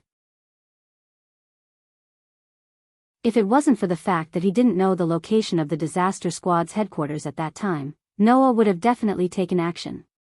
However, later on, Orpheus had added another sentence. Wally, he talked to me. Even that battle maniac couldn't stand it and took the initiative to chat with Orpheus? Sure enough, even if he joined the disaster syndicate for the sake of battle, he still couldn't be bad after being raised by Azazel. However, talking to a child was already Wally's limit. It would be too difficult for him to give a child a happy life. In the end, Wally brought Orpheus out of calamity and brought him to Noah's side, right? In Wally's eyes, although you were a strong enemy that he had to overcome, it was also because of this that his recognition of you was higher than anyone else, right? That was what Azazel had said when he found out that Orpheus was brought out of calamity by Wally and brought to Noah's side. In addition, you also took good care of the Jumanli and Seedy families who were students. Obviously, you were very good at taking care of people. At that time, Orpheus was also very interested in you, so Wally chose to bring Orpheus to your side and let you take care of him. Wally should believe in you, Azazel said to Noah with certainty. He believes that you can take good care of Orpheus and give Orpheus the life he wants. For this reason, Wally was regarded as a traitor by the disaster syndicate and went against them. When he found out about this, Azazel's face was full of pride. He almost directly said, "How can he be a bad guy when he was brought up by me?" At that time, Noah really wanted to say to Azazel, "You are the governor of the fallen angels, the leader of the bad guys." In the end, in order to save Azazel some face, Noah didn't say it out loud. But from this, it could be seen how Orpheus was living in the disaster syndicate. Even Wally, the battle maniac, couldn't stand it and brought Orpheus out, resolutely betraying the disaster syndicate. One could imagine how lonely Orpheus was in the disaster syndicate. Now, living with Noah, Orpheus didn't look like anything on the surface, but she was actually very satisfied in her heart, right? Because of this, Orpheus didn't care about losing half of her power at all. She even directly gave up on the idea of defeating the real Red Dragon Emperor and gave up on her previous dreams. I don't want to go back to the dimensional gap. At that time, Orpheus said this to Noah. I want to be with Noah. Yes. To Orpheus, Noah's home was her home. Her home was no longer the dimensional gap that had nothing in the past. Under such circumstances, Orpheus welcomed another sister. She must be more satisfied in her heart, right? Therefore, Noah also gave up his previous plan. Orpheus and Lilith, both of them were indispensable. Even if they couldn't return to infinite, even if they were no longer invincible, it didn't matter. Because, no matter what kind of enemy appeared, these two children would be under his protection. That was enough. Just like this, Lilith also moved into Noah's apartment and lived with Orpheus and Noah. What was worth mentioning was that Aster and Athena no longer transformed into weapons like in the past. Instead, they came out to live with Orpheus and Lilith. This caused a very serious problem. Noah's apartment was too small. Even if other than Noah, the other four were all children, at least they looked like children, but in fact, other than Lilith who was just born not long ago, the other three had lived for God knows how long, for children and an adult were crowded enough. Therefore, a situation inevitably occurred. Should this be considered a benefit? Noah, who had just woken up in the morning, laid on the bed and looked at his surroundings, extremely speechless. He saw that Noah's bed was already crowded with people. Orpheus was lying on the left. Lilith was lying on the right. Aster was lying on the other side. And Noah was lying in the middle. His arms were tightly hugged by Orpheus and Lilith, while his neck was tightly hugged by Aster. That's fine. Noah couldn't help but complain. Sleeping is fine, but all of them are only wearing knee socks. What are they playing at? That's right. Not only Aster, but even Orpheus and Lilith were wearing knee socks. Except for knee socks, everything else was taken off. It was simply Aster's X3 state. Have they been led astray by Aster? Noah thought helplessly. Orpheus and Lilith were simply too pure and innocent, so they would learn everything. Not to mention Lilith, Orpheus often learned from Noah, and even learned from the behavior of the Jumanli's dependents. He seemed to be enjoying it. He probably learned this from Aster too, right? Of all things to learn, you have to learn this? Noah sighed. Noah gently broke away from Orpheus and Lilith's hugs, carried Aster in his arms, and carefully got up. At this moment, Noah noticed something strange. Looking at his arms that were tightly hugged by Orpheus and Lilith, Noah was startled at first, but soon after, he stood up in surprise. What is this?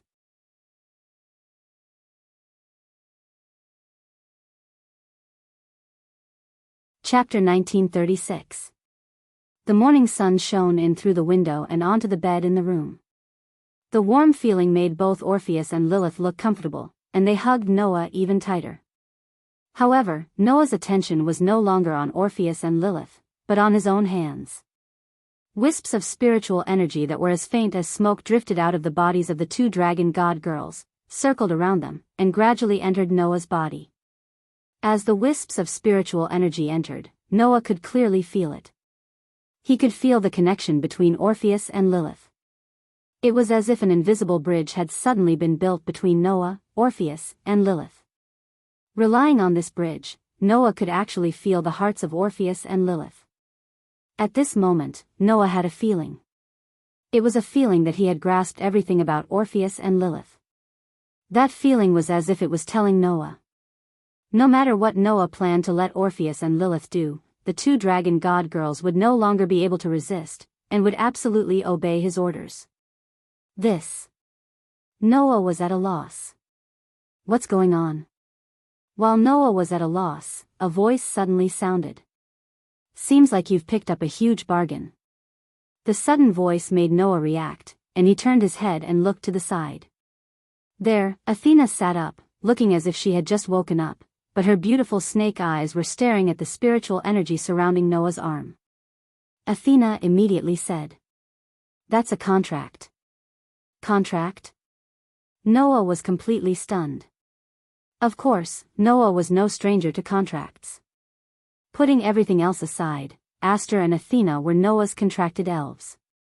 Letitia and Pest, who were still helping Noah solve his problems in the box garden world, were also contracted by Noah. The famous heroic spirit Medusa of the Type Moon world was also Noah's follower, and she still maintained a contract with Noah. So, how could Noah be unfamiliar with such a thing as a contract? But why did Orpheus and Lilith suddenly contract with him? Orpheus and Lilith probably didn't realize that they had formed a contract with you, right? Athena pondered for a while and gave this answer. These two children probably didn't want to leave you subconsciously and hoped to be with you forever, so they unconsciously formed a contract with you. Unconsciously? Noah felt the connection with Orpheus and Lilith in his body, and he was somewhat in disbelief. Are you for real? It was not that Noah was making a fuss about nothing, but until now, Noah had never encountered a contract that was formed without his consent and without him even noticing. Although Noah had many contracted partners, and all of them had great backgrounds, this was only because of Noah's luck. It was not a simple matter for others to form a contract with someone. Indeed, many people knew the skills to enslave their contracted partners. For example, in this world, there were many summoning magic, and even summoning magic that could summon all kinds of monsters and people. But summoning was one thing, and being able to enslave was another. Generally speaking, the more advanced the summoner's skills and methods were, the easier it would be to enslave the summoned creature. However, if a contract was formed, it was another matter. For example, Noah had met the summoner of the Devil's Star spirit in the box garden, Luce. That guy's target of enslavement was much stronger than him. The star spirit of the demon star, Algor. That was an existence that even White Yiksha could not help but praise. As the strongest species of the boxers, it should have at least 3 digits of strength. However, because it had formed a contract with that good-for-nothing Luos, its strength had been greatly reduced. Not only was it dragged down to 5 digits, but even so, Luos had also imposed many restrictions on it in order to make it easier for it to be controlled, causing its strength to decrease by quite a bit. It was simply a reckless waste of a heavenly treasure. Therefore, the contract itself was a very important matter. Whether it could succeed, what kind of situation it would lead to after it succeeded, what would happen during the process of forming the contract, and so on, were all uncertain. In the box garden, one could still use the outcome of the bestowment game to force a contract, but in other worlds, without the coercion of the bestowment game, who would be willing to form a contract with a good-for-nothing? Even if it was not a good-for-nothing, who would be willing to form a contract with someone who was much weaker than them and work for them? Just like in the world of the shaped moon, most of the heroic spirits who had transformed into servants were very difficult to control because of this. For this reason, a command spell that could forcefully carry out a command once became very precious. Of course, apart from coercion, there were also examples of powerful contract targets who had formed contracts with existences who were much weaker than them. However, that was generally a contract of equivalent exchange, not a servant contract. When some of the contract targets hoped to get something from the contractor, they would also form an equal contract and perform paid services. In exchange for what they wanted, they would provide power to the contractor. Under such circumstances, logically speaking, if Orpheus and Lilith, who were both the most powerful dragons and the most powerful deities, wanted to form a contract with them, it would be a matter of whether they could succeed or not. However, Noah was completely unaware that Orpheus and Lilith had formed a contract unconsciously. This only proves one thing, said Athena. The contract that Orpheus and Lilith have formed with you is a servant contract. They won't charge you any price and will obey your orders. This kind of benefit that comes directly to your door can naturally be carried out spontaneously without the consent of the other party at all. Thugs that came to his door for free and would obey his orders obediently. Who wouldn't want such a good thing? Not to mention, Orpheus and Lilith were not ordinary thugs, but between 3 and 4 digits. If the two were combined, they could even become an infinite dragon god, an existence that could reach 3 digits. Such existences obeying orders without complaint was simply a pie that fell from the sky. And it was a huge pie. This kind of servant contract that did not have any disadvantages for the contractor could only be concluded by the party who was willing to be the servant. According to Athena, Orpheus and Lilith subconsciously did not want to leave Noah and wanted to be with him all the time. Therefore, they voluntarily formed this kind of contract and unknowingly became contract partners who would obey Noah's orders. In this way, unless Noah took the initiative to sever the contract or died, even Orpheus and Lilith would not be able to sever the contract. This kind of contract is even more restrictive than the one you had with the Holy Sword Spirit.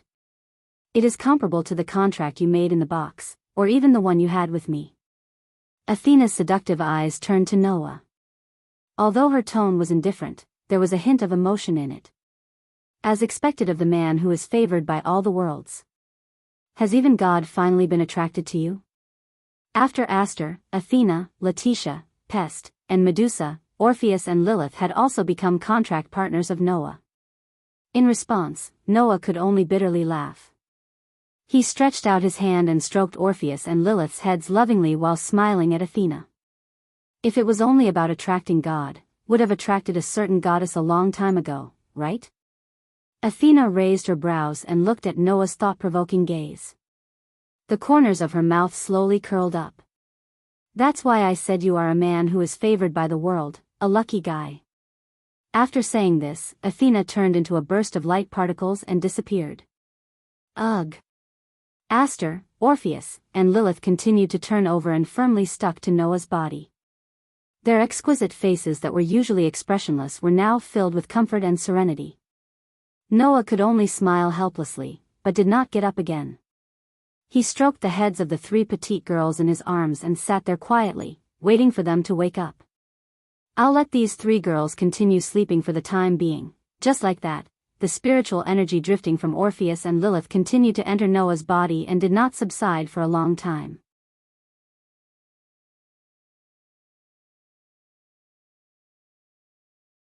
Chapter 1937. Concluded a contract with Orpheus and Lilith? In the reception room of an office building in Lilith, the capital of the underworld's demon king's territory, Asashel was completely speechless as he listened to the news that Noah had just brought. Concluded a contract with the infinite dragon god?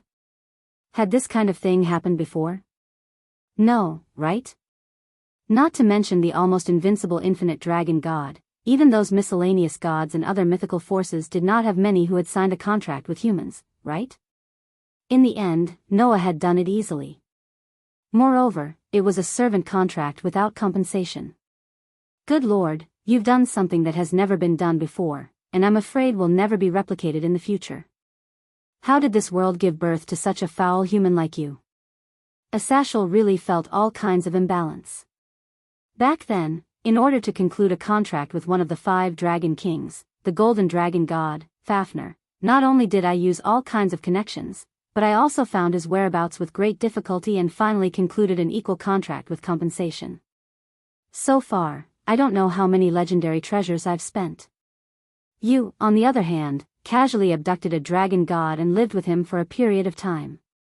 You made him act cute all the time and even brought back another dragon god. In the end, you actually made him willingly give himself to you. Which great god's illegitimate child are you? One of the 5 dragon kings, the golden dragon god Fafnir. That was the famous dragon king in Norse mythology, famous for collecting treasures from all over the world. The legend that dragons like to collect treasures was mostly spread because of the actions of this dragon king. In order to be able to conclude a contract with Fafnir, Asashel had not only searched all over the world for this dragon king who flew everywhere and collected treasures from all over the world, but he also finally succeeded with all kinds of precious treasures as the price. One could imagine how difficult it was to conclude a contract with a powerful object. This was because Fafnir was famous for collecting treasures and had a weakness that could be found. Asashel used this point to bargain and finally succeeded in concluding a contract with a dragon king.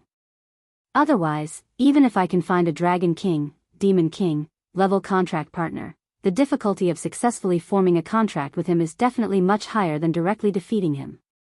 Under such circumstances, Noah played with the 2 Lolas all day long and enjoyed himself immensely. In the end, the 2 dragon gods signed a contract with him. Not only was it free of charge, but it was also a servant contract that only obeyed his master's orders. How could a Sashal feel balanced? In response, Noah merely rolled his eyes. Don't think I don't know. I've heard from Sazax that you're now eyeing Typhon, the king of monsters in Greece. You're planning to form a contract with him. Once you succeed, who would dare to mess with you in the future? The king of monsters in Greek mythology, Typhon. As mentioned before, this guy was the father of all kinds of famous demons. In terms of fame and strength, he was not below Fenrir before he lost his power. If it wasn't for the sudden appearance of Noah, then the person who replaced the declining Fenrir to enter the top 10 of the world would be Typhon. If a Sashal could really form a contract with Typhon, it would be equivalent to getting a top 10 fighter in the world. Therefore, a Sashal was just the pot calling the kettle black. Just as Noah was thinking about it, a Sashal yelled out, "What are you doing? You also said that it would only count if the contract was successfully formed." If it was so easy to form a contract with Typhon, Zeus wouldn't have had his hands and feet broken by Typhon.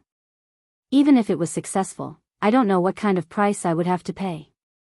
If the other party pays with my life and even soul, even if it was successful, would I dare to form a contract with him? That was true. Typhon's fame and strength were well known, but just like Fenrir, Typhon was also a fierce creature in his own mythology. He was not a kind person. For such a fierce creature, even if it could form a contract, the price to pay would definitely be a frightening level. It's because of this that the contract is difficult. A Sashal sighed in all kinds of ways. Besides, Typhon can't be compared to Orpheus and Lilith. The more he said, the more a Sashal felt unconvinced. It's already very surprising that Wally could subdue Fenrir, but that was also at the cost of a substantial reduction in Fenrir's power. Even so, he only let Fenrir be a member of the team, not a contract object. A Sashal looked at Noah. I'm starting to wonder, how did you manage to abduct those two dragon gods? Can you not talk about abduction every time you open your mouth? It feels very evil coming out of your mouth. Noah said angrily. Besides, Orpheus and Lilith also formed a contract unconsciously and spontaneously. They had never thought of forming a contract with me before. Even so, didn't you still succeed in getting those two dragon gods in the end? A Sashal curled his lips. Don't take it for granted. You. Noah was speechless. I'm not going to talk nonsense with you. I'm here to ask you for a favor. With that said, Noah took out his gift card and handed it to a Sashal. What's this? A Sashal's attention was immediately drawn to the gift card. He took it curiously and flipped through it. I feel a wonderful power fluctuation. It shouldn't be an ordinary card, right? This card can be used to store a lot of things. Not only can it store food, water, and clothes, but it can also be used to store weapons, props, and other things that can exert power, Noah explained. In addition, it can also allow contract creatures to reside in it. So convenient? A Sashal raised his eyebrows and became more interested in the gift card. It's quite an interesting prop. Why don't you let me study it? You can study it if you want. Noah shrugged. But before that, you have to help me see if there's any way to modify this card and make the space inside suitable for contract creatures to live in. Store food, water, and clothes. That was not the main purpose of the gift card. The main purpose of the gift card was to store gifts. After becoming Noah's contract creatures, Orpheus and Lilith were also considered Noah's gifts and could be stored in the gift card. However, Aster and Athena said that the gift card wasn't suitable for people to live in. If Aster and Athena were to stay in the gift card, they would choose to go into hibernation. They would only wake up when Noah called for them or when they sensed that Noah was in trouble. After forming a contract with Orpheus and Lilith, Noah made a decision. In the future, he would bring Orpheus and Lilith with him. Even if he went to other worlds. After all, Orpheus and Lilith were different from Letitia and Pest. There was nothing for them to do in this world. In addition to their purity, Noah really couldn't bear to leave the two dragon god girls behind. Noah really couldn't bear to leave them behind. However, although it wasn't difficult to bring Orpheus and Lilith along, it was difficult to bring two astonishingly pure little girls around the world. At this time, Noah thought of the gift card. It wasn't easy for Orpheus and Lilith to live a decent life. If I bring them along, I can't let the two children stay in a world with nothing and sleep alone all day long, right? Noah said. So, I want to ask you if there's a way to modify the gift card to make the environment inside more comfortable and easier to live in. In this way, Aster, Athena, Orpheus, and Lilith could live a comfortable life in the gift card that was no different from the apartment. For this purpose, Noah specially went to the underworld to look for a Sashal and asked this guy who could even create artificial artifacts to help him. If that's the case, it's not difficult. The demon realm originally had the technology to create an alternate space. Using that technology to modify your card, the success rate isn't low, a Sashal said doubtfully. But, why do you have to go through so much trouble to bring a contract partner with you? Can't you summon a contract partner at any time by learning summoning magic or something like that? In other worlds, how could the summoning be successful? Don't worry about it, just do as I say. Noah sighed. By the way, why do you suddenly want to form a contract with Typhon? With that, Asashal's casual expression began to turn serious.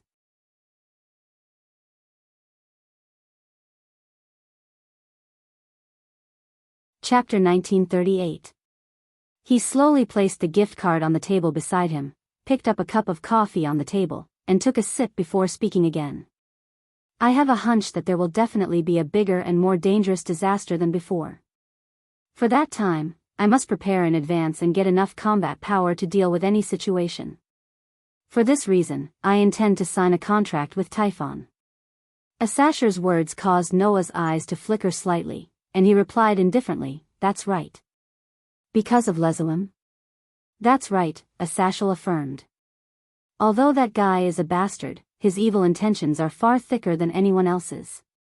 He's basically the most typical type of antagonist. Someone like him definitely wouldn't obtain the Holy Grail just to revive the evil dragon and increase his combat strength. Asashel had said the same thing before. However, Noah didn't expect Asashel to be so serious in preparing a countermeasure. Forming a contract with Typhon was just a preparation for me. If Lezoim really leads the evil dragon army to attack us, Fafnir and I might not be enough. Asashel knocked on the table. Apart from me, I've also informed Sazax, Michael, and the rest of the mythical forces to prepare for the upcoming war. Are you ready for this? Noah frowned. Could it be that you're just worrying too much? Maybe it's because of that, Asashel said nonchalantly. However, there's nothing wrong with being careful. Now that the various factions have reached an agreement and achieved peace, all that's left is to remove the thorn in our side, the calamity. Under such a beautiful situation, I definitely can't let that bastard Lai Lin destroy the peace we've worked so hard to achieve. Asashel's eyes burned with fighting spirit as he spoke. That wasn't battle intent, but a sense of mission.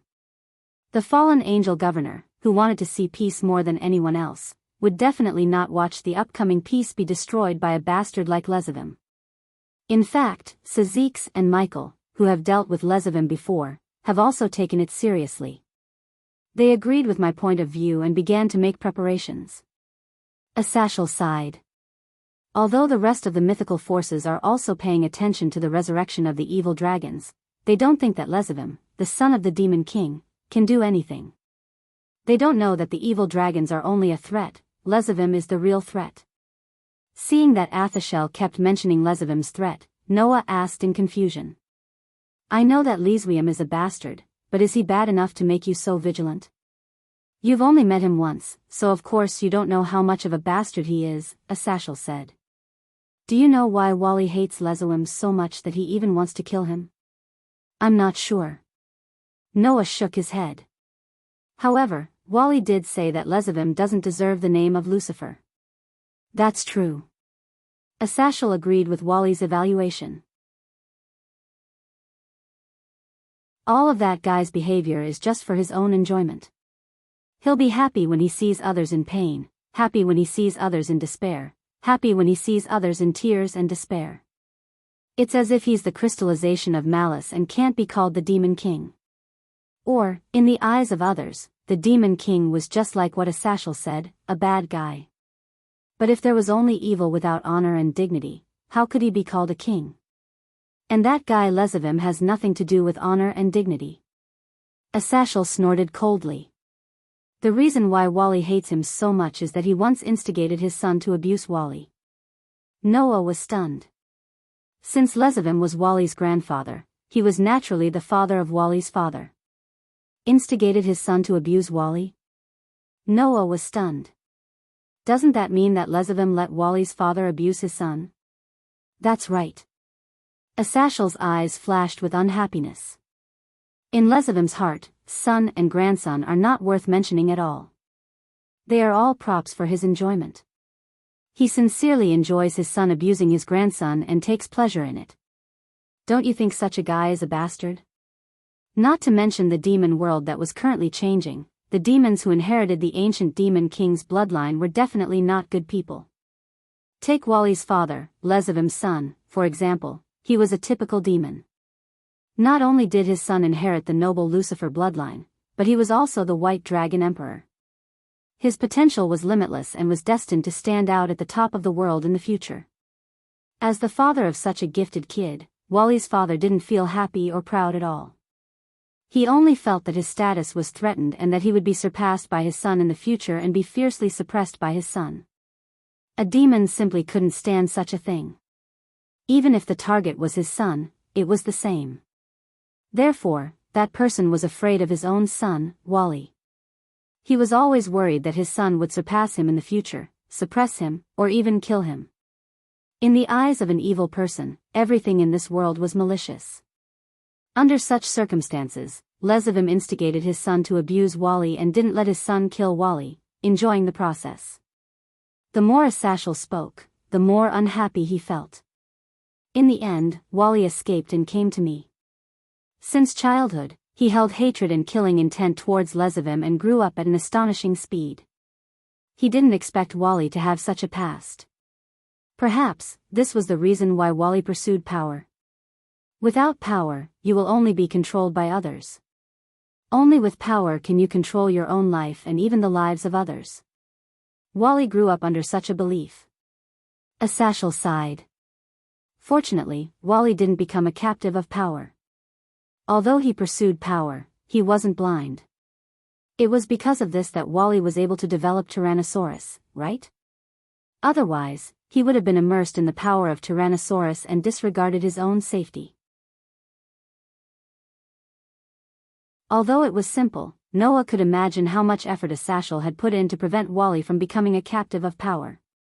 The reason why Wally could become the White Dragon Emperor with a bright future was definitely due to Asashel's education and influence. At this time, Asashel said this again. Later, I received news that because Wally escaped, Lesavim, who could no longer enjoy the joy of his son and grandson, killed his own son, who was Wally's father. Noah's expression turned cold. Now you know how much of a bastard that guy is, right? Asashel laughed coldly. Since such a bastard has appeared again, he definitely won't stop until he turns the entire world upside down. Not to mention, he still has the Holy Grail and the evil dragon in his hands. That's why I have to be on guard, Asashel reminded. Haven't you noticed that Wally and his teammates have disappeared recently? After Asashel's words, Noah realized what Asashel meant. Indeed, he hadn't heard any news about Wally's team recently. They went to search for traces of the disaster squad. Asashel revealed the puzzle. No one wants to defeat Lesavim more than Wally. I think, with Wally's dedication to Lesavim, he will definitely be able to find that guy before Lesavim does the worst thing, right? But, won't that be a problem? Noah asked. Even if he finds Lesavim's location, if Wally loses his mind and rushes in, he might get hurt instead, right? Don't worry, Wally isn't that irrational. Once he finds Lesavim's whereabouts, he will definitely report it to me, Asashel said mysteriously. Moreover, recently, Wally's development of the divine artifact has reached another level. Thinking about it, even if he faces Lesavim's divine artifact nullification, he should have the possibility of winning, right? This news made Noah couldn't help but raise his eyebrows as he muttered to himself. It seemed that Wally's pursuit of Arubian's ability was successful. He just didn't know what kind of ability it would be. Noah began to look forward to it.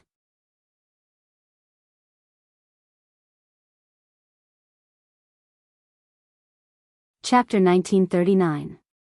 After giving the gift card to Asashel for modification, Asashel directly told Noah that he would come back to collect it in a few days. With the technology used by the demon realm to construct alternate spaces, modifying the environment of the gift card was not a difficult task. The reason why he needed a few days was because Asashel wanted to study Noah's gift card. In fact, the use of the gift card was not something rare to the existence of the mystical side of this world. After all, in this world, many mystical magic and spells could open the entrance to alternate spaces and use them as storage spaces. In terms of convenience, it was almost comparable to the gift card. For example, Genova, Irina, and Yuda usually stored their weapons in the alternate spaces and would only take them out during battle.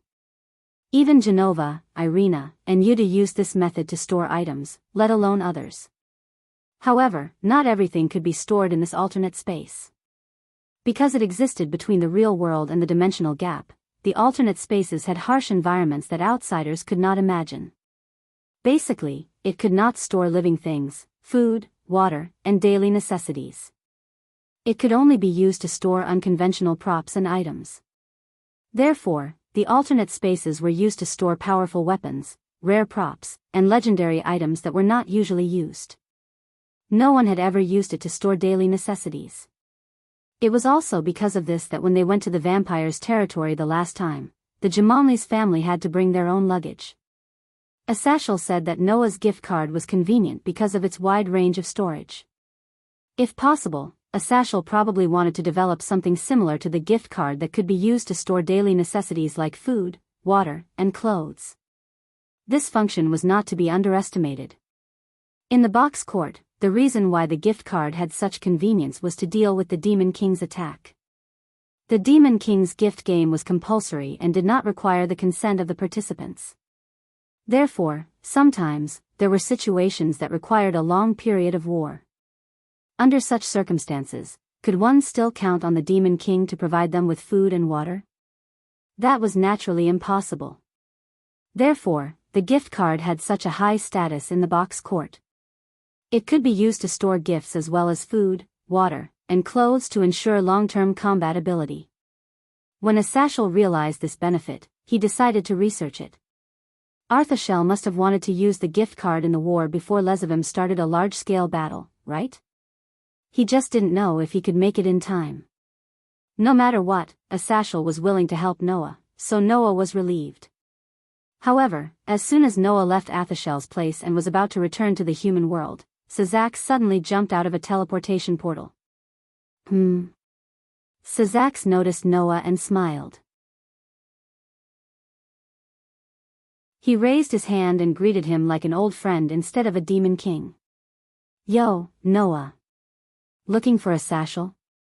It had to be said that Sazak's hearty greeting was indeed very approachable. However, that was not the demeanor of a demon king at all. Noah turned his head and looked in Sazak's direction. Apart from Sazak's, there was another person behind him. It was a tall woman with silver hair, but she was wearing a maid's uniform and exuded an awe-inspiring aura. Noah knew this person. She was Sazak's queen and the current demon king Lucifer's kin. At the same time, she was also recognized as the strongest queen in the underworld Gulifia. Back then, Noah had met Gulifia during the marriage between Riaz and Rizel. Therefore, Noah knew about her. Although she was wearing a maid's uniform and was the head maid of the Gimli family, Gulifia was Sazak's wife. Moreover, she was quite strong. Noah had heard that Gulifia had once competed with Leviathan, Seraph, one of the 4 demon kings, for the title of the strongest female demon in the underworld. In other words, Gulifia could compete with Leviathan, the demon king Seraph. Her strength was definitely on the level of a demon king. Noah hadn't seen Gulifia for a long time. As soon as Noah saw Gulifia, he immediately had a strange feeling. His eyes were fixed on Gulifia, and he didn't shift his gaze away. Both Sazax and Gilifia were stunned by this. Lord Noah. Gilifia frowned subtly, as if she found it unnatural. Excuse me, did I do something rude? I say, Noah, don't tell me you've taken a liking to Gilifia? Sazax was even more whimsical. His expression was a little strange, and then he became excited. No. Gilifia can't. Gilifia can't. Lord Sazax. Gilifia's furrowed brows relaxed, and she spoke helplessly and sternly. Please don't say such strange things. That's not what a demon king Lucifer should do. But. Sazax was a little conflicted. Noah is my good friend and Laia's fiancé. You're my wife. If Noah takes a liking to you, I'll be very troubled. His wife being taken a liking to another man, and that man was his good friend and sister's fiancé. That's just a little troubling. If it was another man, it was possible that they would break off all relations, right? Lord Sazax. Gilifia was about to teach him a lesson. However, Noah suddenly spoke at that moment. Gilifia, if I remember correctly, your surname is Lucifergus, right? Noah's sudden question stunned both Sazax and Gilifia once more. However, Gilifia quickly reacted. Although she was puzzled as to why Noah would ask such a question, she answered honestly. Yes, my full name is Gilifia Lucifergus. Noah's eyes suddenly flickered. Lucifergus. That surname was quite famous in the demonic world. It wasn't because it was the surname of the most powerful queen, but because it was a famous pure-blooded demonic family. Lucifergus wasn't one of the 72-pillar demonic families, but a famous demonic family outside of the 72-pillar demonic families. This family had served the demon king Lucifer for generations, and they were famous for it. However, Gilifia was the only one left in the family. This was because the one it served was not the current demon king Lucifer, but the previous demon king Lucifer. In other words, Lucifergus was a pure-blooded demonic family of the former demon king. When the 4 demon kings were all dead and the demonic world entered a period of reformation, Gilifia, as a member of the former demon king's faction, fought against the faction that wanted to bring in the current demon king. It was then that Gilifia and Seraph fought for the title of the most powerful female demon. In the end, Gilifia met and fell in love with Sazax, the hero of the reformist faction who displayed his prowess on the front lines. The two of them passed countless trials and finally got together, becoming a legend in the underworld. Noah had heard Leah's mention that before, but he forgot about it. Now, Noah narrowed his eyes at Gilifia's eye-catching silver hair, as well as the fact that she vaguely resembled a certain person in his memory, as well as the surname she used when she reported her name. Gilifia, are you really the only one left in your family? Why do you ask? Gilifia's face was calm, but her eyes became serious. The Lucifergus family was a faction that supported the former demon king. They were all wiped out, and I was the only one who chose to join the demon king's faction and serve the current demon king Lucifer. That's how I survived. It's no secret in the underworld. Yes, it's no secret in the underworld. Noah smiled bitterly. But the situation might be a little troublesome. Gilifia was puzzled. Sazax, on the other hand, seemed to have noticed something.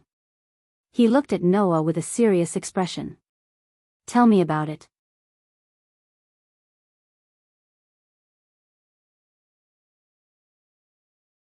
Chapter 1940. No one knew what Noah talked about with Sazax and Gilifia after that. However, a passing demon noticed that after Noah left, Sazax's expression was a little heavy, and he looked at Gilifia with a little worry in his eyes. Gilifia, who had always been strict, was at a loss, which was rare. After that, some observant people found out. Sazax and Gilifia were making a lot of preparations. What were they preparing for? They were preparing to go to war with the Disaster Squad. Previously, Azazel had mentioned that the Disaster Squad would definitely cause a huge disaster under the leadership of Lezavim. For this reason, Sazax, who had dealt with Lezavim for a long time, attached great importance to it and had been preparing for war with the Disaster Squad. Now, this kind of preparation was even more serious. It was so serious that Sazax called all his family members back, as if he was planning to have a final battle with a certain mythical force, which made many people secretly start to worry. As for Noah, he had returned to the human world and lived the same daily life as before. Everything seemed so calm, but there were undercurrents surging. Therefore, almost everyone had the same thought. This was the calm before the storm. Even if it looked calm on the surface, this calm gave people a kind of pressure, as if it could collapse at any time, making people's hearts heavy. Under the influence of this atmosphere, not to mention the human world, all the mythical forces that had reached a peace agreement began to be very vigilant and strengthened their defenses, ready to deal with a sudden war at any time. However, even so, what should have happened still happened. A few days later, Noah received the modified gift card. But the next day, Azazel jumped directly to Noah's apartment through the teleportation magic circle, bringing unimaginable bad news. What? Noah exclaimed in shock. Both heaven and the underworld were attacked? That's right. Azazel's expression was also extremely ugly. Last night, the heaven realm and the underworld were attacked at the same time. The casualties have not been calculated yet, but the losses are very heavy. The heaven realm was captured in the first 5 days, and the underworld's demon king territory was destroyed and turned into ruins. This was indeed a disastrous loss. The heavenly realm was divided into 7 levels, and each level was measured in terms of Tion. It was said that the God of the Holy Bible once lived in the 7th heaven, the highest level in the heaven realm. After the God of the Holy Bible passed away, only the system in charge of the divine equipment and blessing remained. No one lived there. The blazing angels led by Michael lived on the 6th day and guarded the only way to the 7th day. They had always been managing the operation of the heaven realm and the system, minimizing the impact of the death of God. In the end, other than the 6th and 7th days guarded by the blazing angel, the other 5 days had all fallen. Wasn't that a heavy loss? As for the underworld's demon king territory, it was the territory of the 4 demon kings. It was the center of the entire demon world. The demon king territory had been turned into ruins. Most likely, the entire demon world was in complete chaos right now. Fortunately, Sazax and Michael had always been preparing for war. Even if the attack was too sudden, they still repelled the enemy. Asashel knocked on the table hatefully. On the other hand, the fallen angels were not attacked at all. We didn't even receive any news when the attack started. By the time I found out, the attacks of heaven and the underworld had already ended. The first 5 days and the demon king territory were destroyed. Damn it. Asashel's frustration was not without reason. In fact, even Noah's brows were tightly knitted together. If they could contact Noah, Sazax and Michael would definitely ask Noah for help, right? At the very least, Sazax and Michael would ask Asashel for help and let the fallen angel camp go over. However, there was not a single bit of news about such a huge attack, causing both heaven and the underworld to suffer heavy casualties. That must be Az Dahaka's doing. Asashel said regretfully. With that evil dragon's ability, there are many ways to prevent heaven and the underworld from contacting each other. Even the fallen angels who live on the other side of the underworld did not receive any news. Naturally, the other forces did not receive any news at all. The 3-headed demon dragon of the fire worship sect was famous for controlling thousands of spells. In the box court, due to the box court's unique rules of bestowment games and the fact that it had become the final trial for humans, it had surpassed the original mythical order. Azidakaha's thousands of spells had become a form of bestowment. It was a gift that upheld the belief that all technology and concepts in the world could not be without a trace of malice. As the absolute evil that carried all malice in the world, it could allow the 3-headed demon dragon to unconditionally obtain all knowledge related to the game. In this world, the 3-headed demon dragon that had not transcended its own mythical relationship displayed magical abilities that were consistent with the mythical relationship. With its terrifying magical attainments, it was easy for it to prevent the activation of the communication magic formation and make it impossible for anyone to detect the attack. However, it also depended on the situation. To be able to completely conceal the movements of such a large-scale attack on heaven and the underworld, even the fallen angels who also lived in the underworld, showed how terrifying Dahaka's ability was. Asashel took a deep breath and suppressed the anger and unwillingness in his heart as he looked at Noah. Now, Jamonli's and Sidi's families have returned to the underworld to help clean up the mess. However, the heavy casualties of the demons and angels have also alerted all the forces that the disaster team is no longer the same as before. With the support of several famous legendary evil dragons, it definitely has the ability to single-handedly defeat a force. So, in order to avoid being defeated one by one, it's time for all of you to take action. Noah continued Asashel's words. Based on your style, you should have begun to gather the main gods of the various mythical forces and prepare to gather together to formulate a battle strategy, right? After all, I don't have a good temper to not fight back after being beaten. Asashel looked at Noah closely. For this, I also want to ask you to take action. Your power is too important to us. As long as you are around, at least we will have confidence. All the mythical forces have gathered together, but they don't have confidence in the end? Noah laughed. If this were to spread, it would definitely be a joke, right? This also proves that the enemy is so difficult to deal with. Asashel laughed bitterly. And if we can have the power of a god slayer that is absolutely invincible, I think no matter who it is, they will have confidence, right? With that said, Asashel glanced to the side. Moreover, you still have those two treasures. They are incredible combat power.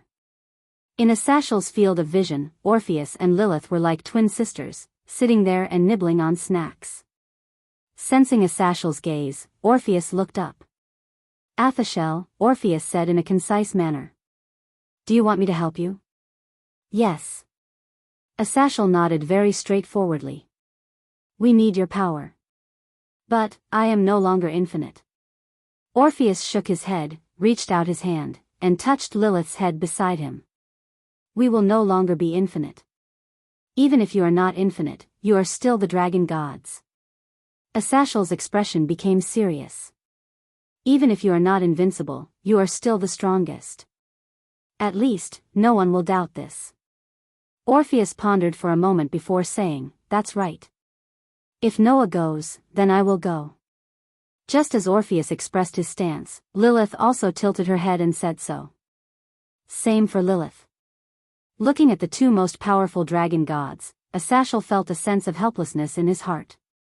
In the past, the extraordinary dragon god who did not intervene in the affairs of the world and had been quietly watching the development of the world and never intervening was no longer there.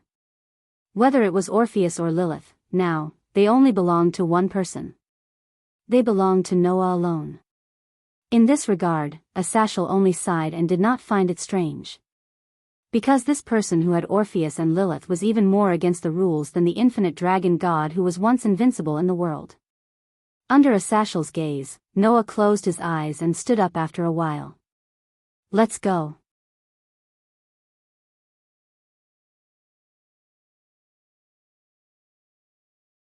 Chapter 1941. Just like the last time, the representatives of the major mythical organizations would gather in the underworld to discuss the matter of Lezavim and the evil dragon army. Last time, the main gods of the various mythical organizations did not come in person because they were worried that the existence of the god Slayer would attack them. Apart from Northern Europe, Greece, India, and Mount Meru, the other mythical organizations only sent representatives. This time, the various mythological forces had already reached an agreement, and with the god Slayer himself as a deterrent, no one was worried that they would be put in a disadvantageous position. All the main gods of the mythological forces had come personally and gathered in the underworld. However, the underworld demon king's territory had been destroyed and turned into ruins. The major mythical organizations naturally could not gather there for a meeting. Therefore, this meeting was decided to be held in the Gimli territory, which had a good relationship with the god Slayer. The Gimli family would personally provide the venue and be responsible for the reception. When Noah brought Orpheus and Lilith here, Asashel did not let him go directly to the meeting place. Instead, he brought him into a private room. Here, the four demon kings, Sazax, Achuka, Seraphil, and Felibium, gathered together and sat around a table, seemingly discussing something. Noah immediately attracted everyone's attention as soon as he entered. "Little Noah is here?" Seraphil waved at Noah enthusiastically. "Long time no see." "Long time no see, Noah." Achuka also greeted him with a smile on her coquettish face. "Although we were also present at the last meeting of the major organizations, it became your home ground. We didn't even have the chance to greet you properly. Since then, my workload has increased." Felibium seemed to be in low spirits. "Fortunately, I still have reliable dependents. Otherwise, if I continue to work like this, I will definitely die. However, Asashel is the busiest one. We are only in charge of the aftermath." He went to the various mythical organizations to discuss the peace process, Sazak said with a smile. "Therefore, the biggest contributor should be Asashel. I'm just in charge of the labor. The one with the biggest contribution is here." Asashel patted Noah's shoulder. "Without Noah, the negotiation wouldn't have gone so smoothly. If that was the case, we would have suffered unimaginable hardships. Now, we can be considered very lucky to be able to solve the problem just by running around." That's right, that's right." The 4 demon kings immediately nodded. "Noah is the one with the greatest contribution." Looking at the 4 demon kings who were more perfunctory than flattering him, Noah smiled bitterly in his heart. Undoubtedly, these 4 fellows were all demon kings, but they were still as carefree and merry as before. Others didn't even know how to ridicule them. However, Noah was sharp enough to notice it. Whether it was Sazax, Achuka, Seraphil, or Felibium, there was a faint trace of darkness in their eyes. It was an expression of anger and unwillingness to accept the fact that the demon lord territory had been completely destroyed. Under such circumstances, Noah was not fooled by the superficial skills of the 4 demon kings, and went straight to the point. "Looking at you guys, your losses are really heavy." The smiles on the faces of the 4 demon kings immediately faded little by little. "The losses are indeed heavy," Sazak said as calmly as he could. "Not only did the demon lord territory turn into ruins, but the demons who went to the front line also suffered heavy casualties. It's a serious loss for the entire demon realm. However, fortunately, our previous preparations were not in vain. At least we reacted in time when the attack began, and allowed the ordinary residents to take refuge and evacuate." Achuka sighed. "Otherwise, I'm afraid even the ordinary residents would have suffered, right? Now, the residents of the demon lord territory have been scattered to the territories of various pure-blooded demon families for temporary shelter." Felibium's voice was still as weak as ever. "The land of the underworld is big enough, so there's no need to worry about this. The problem is that if such an attack happens again, we may really have no way to deal with it. How can the massive calamity be so evil?" Tears welled up in Seraphil's eyes. "Undoubtedly, no one has done anything bad, but they still have to suffer such a disaster." The atmosphere began to become a little heavy. Obviously, the destruction of the demon lord territory had not only caused the demon realm to become chaotic, but it had also affected many people. Although Sazax, Achuka, Seraphil, and Felibium had different reactions, they were still brooding over the massive calamity's attack. "Currently, we're doing our best to analyze the tactic that Az Dahaka used on the day of the attack to cut off the communication between the various forces and conceal the movement of the attack." Achuka unfolded an intricate magic array in her hands, and all kinds of mysterious characters jumped on it like data. "I believe that it won't be long before this tactic is completely analyzed, and this kind of thing won't be allowed to happen a second time. However, Az Dahaka is the legendary evil dragon who has mastered thousands of types of magic. No one can be sure that he doesn't have a second similar tactic." Felibium continued Achuka's words. "So, while Achuka is responsible for the technical analysis, we're also building a new communication tactic. Once it's successful, even if Az Dahaka uses a similar tactic, it won't work." Felibium's words made Azathiel breathe a sigh of relief. Felibium always looked like she was afraid of trouble and was weak, but this demon lord was an expert in military matters. The demon lord's contribution in successfully repelling the mass of calamity was probably the greatest. The 4 demon lords all had their own areas of expertise. Achuka was technical. Seraphil was diplomatic. Felubium was military. Sazax, on the other hand, was in charge of all miscellaneous matters other than technology, diplomacy, and military affairs. Therefore, in the past, when discussing important matters, Noah would talk to Sazax face to face instead of the other demon kings. Since Felubium said so, there should be no problem with this new communication method. After all, being able to maintain communication would give them the most advantageous situation on the battlefield. As a military expert, Felubium knew this best and would definitely be able to make perfect preparations. So, who are the attackers? Noah looked at the 4 demon lords. The heavens and the underworld were attacked at the same time. This proves that the mass of calamity has split into 2, right? The 4 demon lords immediately looked at each other. The ones who attacked the underworld were the evil dragon army led by Az Dahaka, Glendale, and Nidhogg. Sazax answered Noah's question. The ones who attacked the heavens were the evil dragon army led by Apophis and Radon. The evil dragon army? Azathiel's expression was somewhat unpleasant. That bastard Lai Lin, did he abuse the power of the Holy Grail and transform a large number of evil dragons? And forget about those evil dragon minions, the 3-headed evil dragon, the violent evil dragon, and the gluttonous evil dragon can continue to revive even if they are defeated. Seraphil said angrily. Especially that gluttonous evil dragon. It said something about my soft skin and tender flesh must be delicious. It kept drooling and trying to get close to me, but I can't kill it. It's so infuriating. Didn't I also get targeted by that violent evil dragon? Felubium said with a sigh. As soon as it heard that I was a demon lord, that evil dragon called Glendale kept rushing towards me. Even when it was attacked by my kin, it still rushed towards me as if nothing had happened. It's really unflattering. What about Az Dahaka? Noah asked the question he was most concerned about. Who's dealing with Az Dahaka? Both Sazax and Achuka looked over at the same time. It can't be. Azathiel was shocked. The 2 of you are attacking together? Sazax and Achuka were surpassers who could be ranked among the top 10 in the world. If one were to look at the dragon's level, they would be at least 2 heavenly dragon levels. Sazax and Achuka actually attacked together to deal with Az Dahaka? We didn't use our full strength. Achuka shook her head. But, we can also feel that Az Dahaka didn't use his full strength either. I heard that the clone Kyuvak who is as famous as Az Dahaka seems to have reached the heavenly dragon level, right? Sazax's expression became serious. Perhaps, that new moon dark dragon isn't the only evil dragon that has reached the heavenly dragon level. Azathiel held his breath.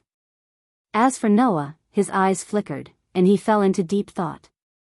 Az Dahaka. Not only did it block the movements of the heavenly realm and the underworld, it even forced Sazax and Achuka to attack. Even if the 3 parties didn't use their full strength, it was already shocking enough. Although it couldn't be compared to absolute evil in the box court, this mystic dragon wasn't someone to be trifled with either. No matter what, you've all worked very hard, Noah said suddenly. We'll talk about the rest at the meeting. Sazax, Achuka, Seraphil, and Felubium all nodded heavily. All right, the meeting should begin. Azathiel clapped his hands as if he wanted to wave away the heavy atmosphere. Let's go. This time, Noah nodded and walked to the meeting place with Sazax, Achuka, Seraphil, Felubium, and Azathiel.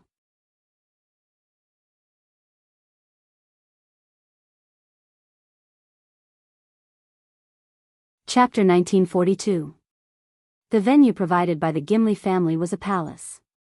It was a palace that was usually used for important balls and banquets. On this day, this palace had become the meeting place for various mythological forces. An endless stream of gods and representatives from various forces entered the hall. At this moment, in the incomparably vast palace, a huge round table sat there. The round table was extremely large. Even if every seat was separated by 1 or 2 meters, there were still hundreds of seats. Those who could sit were all the main gods of the largest mythological forces. Among them, the 4 main gods, Odin, Zeus, Shiva, and Sakra, were also present. Just like in the previous meeting, they all sat in the seats closest to the main seat. The difference from the previous meeting was in the Greek mythology. This time, Zeus still had Poseidon beside him, but Hades was not there. Moreover, even Poseidon did not take a seat. He just stood beside Zeus like a guard. The main gods of the other mythological forces were all present. They were all discussing the attack on heaven and the underworld. Among them, keywords such as evil dragon, holy grail, and son of the demon king could be faintly heard. This proved that all the forces attached great importance to this matter. It seemed that all the mythological forces were aware of the threat. Powerful evil dragons appeared one after another. A divine tool that could subvert the principles of life. The culprit who controlled all of this. When these factors were combined, even the demons and angels who had long been prepared for war suffered an unimaginable disaster. If the other mythological forces were attacked in the same way, in a situation where they were isolated and without help, they would probably suffer heavy casualties, right? Therefore, the gods had no choice but to be alert. There were many more gods participating in this meeting than the previous one. Coupled with such a discussion, the entire hall was extremely noisy. Until a certain moment, a god suddenly spoke. "They're here." As soon as the voice fell, the entire hall was silent. All the gods turned their eyes to the direction of the door, causing a huge pressure to fill the surroundings. Under such circumstances, Noah brought Orpheus and Lilith and arrived late. Behind him, Sazax, Achuka, Seraphil, Felubium, and Asashel walked in as if they were his entourage. Under the silent pressure, almost all the gods cast their gazes on Noah at the first moment and started whispering to each other. "Is that the god slayer? He was the one who easily defeated the 3 main gods of Greece, right? I can faintly sense the fluctuations of a dragon, as well as a sense of oppression. It seems that he is indeed not a simple character." As they had not come personally the last time, many of the main gods of the mythical organizations had not seen Noah before. Now that they had seen the legendary godslayer with their own eyes, all the overgods present paid special attention to him. They constantly studied Noah. However, when they saw Orpheus and Lilith next to Noah, all the overgods were slightly stunned, and they all shut their mouths. Only Sakra looked at Orpheus and Lilith, who were obediently following behind Noah, and curled his lips into a smile. Just as the rumors say, the infinite dragon god has been split into 2, and it has yet to reunite as one. What a waste. The originally invincible dragon god has become like this. It really makes one unable to laugh even if one wanted to. Just like before, Sakra's words were so nasty that one could not help but feel angry. However, Asashel also said that the more important a person was to Sakra, the worse Sakra's attitude would be. Now, Sakra had said such nasty words to Orpheus and Lilith. It meant that Orpheus and Lilith were still highly valued in Sakra's heart, right? However, this time, Shiva also looked at Orpheus and suddenly smiled. "Orpheus, it has been a long time since we last met, right?" Orpheus raised his eyes and looked at Shiva, but he did not have any reaction. He only spoke faintly. "Long time no see." "Yes, I still remember the first time we met," Shiva said with a nostalgic tone. "The feeling you gave me was endless and mysterious. You were like a black hole. You could die if you touched it. There was no limit. Looking at you like that, I felt powerless. You, the infinite dragon god, the true red dragon god emperor, and the god slayer can also be counted as one who can make me feel powerless." Saying that, Shiva shook his head in pity. "It's a pity. Although you're still powerful, you're no longer as suffocating as before. Since your other half is by your side, why don't you return to being limitless, to being invincible?" Hearing that, Orpheus fell silent. At this time, Lilith raised her head and looked at Shiva. She said, "Don't worry, Shiva. You are not Lilith's match." This sentence made Shiva choke. Yes. Even if his power had greatly decreased, Shiva was still not Orpheus and Lilith's match. Since Shiva, who used to be ranked second, was not Orpheus and Lilith's match, then no one else could beat Orpheus and Lilith. Was Lilith indirectly saying that even if they did not return to being one, the dragon god was still undefeatable? As expected of the once invincible existence. Sakra laughed mockingly. "You are more arrogant than before." Arrogant? Lilith immediately tilted her head. She almost had a question mark printed on her forehead. Her face was full of confusion. Lilith. Arrogant? Just as Lilith was confused, Orpheus reached out his hand and stroked Lilith's head as usual, making Lilith reveal a comfortable expression. Seeing that, Noah could not help but laugh. Although he knew that it was not the time to laugh, Noah still could not help but want to laugh. Lilith must have thought that Orpheus was bullied by Shiva and wanted to stand up for Orpheus. That was why she said that, right? In the end, Lord Dragon God's pure and innocent thoughts were mistaken by Shiva and Sakra as Lilith telling them that even if they did not return to being one, they were still not his match. In the end, they had nothing to say. It really made people want to laugh. However, it had to be said that Lilith's unintentional words did help Orpheus vent his anger. If it weren't for Lilith, then it would be Noah's turn to help Orpheus vent his anger. "By the way, let me tell you another piece of news," Asashel suddenly said. "Orpheus and Lilith have already formed a contract with Noah, and it is a servant contract. This time, the three of them will be our trump card." A stone stirred up 1,000 ripples. The dragon god formed a contract with the god slayer? And it is a servant contract? My god, all the gods were in an uproar. Even Shiva's and Sakra's pupils shrunk slightly as their gazes returned to Noah. This person had done something that made even the gods feel powerless.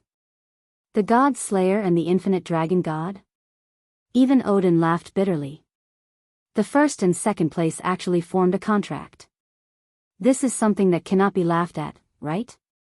Little brother, you are really good. Zeus laughed heartily. He did not have any negative emotions from being bullied by Noah. Even the infinite dragon god was subdued. Then it is not embarrassing for us three brothers to lose to you. The other main gods also began to look at Noah as if they wanted to get to know Noah again. They even looked at each other. And this effect was what Asashel wanted. With the power of the god slayer and the two dragon gods, our chances of winning against the disaster squad are much higher. Asashel looked around at the gods. "So, I suggest that this meeting should be the same as the previous one and be led by the god slayer. Does anyone have any objections?" Did anyone have any objections? Of course, no one had any objections.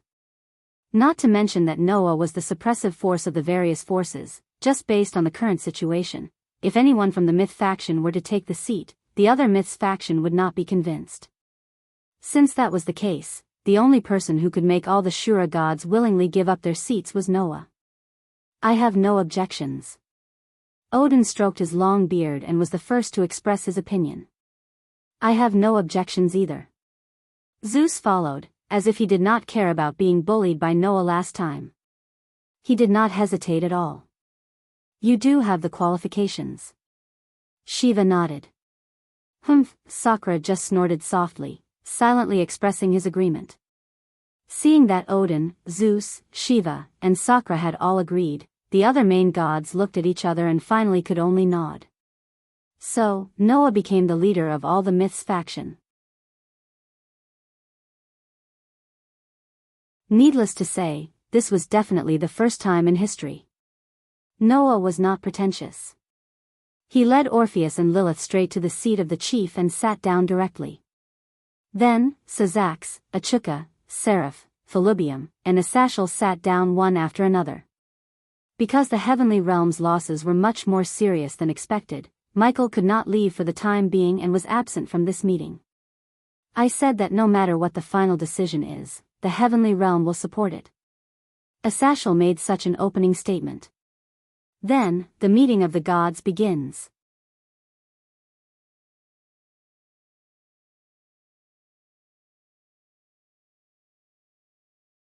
Chapter 1943. Pantheon Meeting. It sounded very high-end, but in fact, it was no different from a human meeting. Why did they say that? The reason was simple. After the meeting started, basically, all the gods were talking excitedly. However, they were simply repeating the current information and the future dangers. Heaven and the underworld were attacked at the same time and almost fell. This proves that the opponent has the ability to take down a mythical force. We have to be careful. Nonsense. If it's just an ordinary attack, there's nothing to be afraid of. After all, we have so many forces united now. I'm afraid that we'll be cut off again and be isolated without help. When the time comes, we'll be defeated one by one. Nonsense. The most important thing now is to think of a way to get us through the current crisis. Nonsense. If we can find the headquarters of the group of disasters, then we can take the initiative and directly attack and destroy them. Nonsense.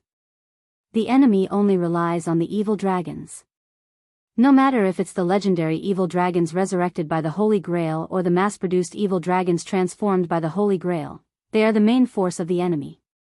If we can solve the danger of the evil dragons, then the enemy has nothing to be afraid of. Still nonsense. Thousands of main gods of mythical forces gathered together and talked so enthusiastically, but in the end, the content of the topic was all nonsense. These things were already known in advance, so the gods needed to gather together and hold such a meeting to come up with a solution, wasn't it? However, in the end, there was no solution. Instead, they kept repeating the information they knew. What could they come up with in the end? Therefore, including Noah, Sazax, Achuka, Seraph, Felubium, and Asashel didn't speak. Odin, Zeus, Shiva, Sakra, and the other main gods didn't participate in it either. They just listened to the repeated nonsense of the gods and kept silent. The so-called too many people referred to this situation. Even if they were gods, once there were too many of them and each of them had their own ideas, it would be impossible for them to unify their opinions. They could only repeat nonsense like this. Of course, some of the wise main gods were very clear about the theme of this meeting, so they didn't participate in this nonsense. They just sat there quietly and said nothing. It was easy to imagine that the main gods who were keeping their mouths shut at this moment were the wise ones who could really play a role in the meeting. Until a certain moment, Sakra spoke impatiently and interrupted the endless nonsense. "All right, demons, it's time for you to play your role." Sakra turned his head and looked at the 4 demon kings led by Sazax. "As victims, I'm sure you're the ones who know the trickiest part about the Calamity Group. In order to prevent the same thing from happening again, I'm sure you've already prepared the means to resist, right?" As soon as Di Shur-Tion's words came out, the noisy scene immediately quieted down. Everyone turned their eyes to Sazax, Achuka, Seraph, and Felubium. The 4 demon kings perked up and looked at each other. "We are indeed analyzing tactics to cut off communication, and are also developing a new method of communication." Sazax finally spoke. "So, the danger of being isolated and attacked separately should be reduced by a lot." "Very good." Odin laughed. "Finally, we've heard some useful information. It's just that the enemy's means are not to be underestimated," Azazel said. "Let's not talk about the 3-headed demonic dragon Az-Dahaka who has mastered thousands of spells. Even the guardian dragon Ladin, who is rumored to be the guardian of the Golden Apple, is in the enemy's camp. That evil dragon's enchantment and protection are very difficult to deal with. It can isolate all of our forces with enchantments, and then attack us separately. In other words, in addition to magic, we also need to prepare means to deal with enchantments." Shiva turned his gaze to Zeus. "Greek main god, Ladin is an evil dragon in your mythology. If it's you, you should have means to deal with Ladin, right? If it's just to deal with enchantments, there are plenty. The question is whether it will work on Ladin's enchantment, right?" Zeus grinned. "Although we don't have such means, if it's the great hero Hercules who defeated Ladon, we can ask him to come out. No one knows better than him how to deal with Ladon. Oh. The gods all let out surprised cries. In Greek mythology, the great hero Hercules was entrusted with 12 impossible tasks. In the end, he completed all of them and became a god. This was a story that everyone knew. Among the 12 tasks, one of them was to obtain the golden apple under the protection of the evil dragon Ladon.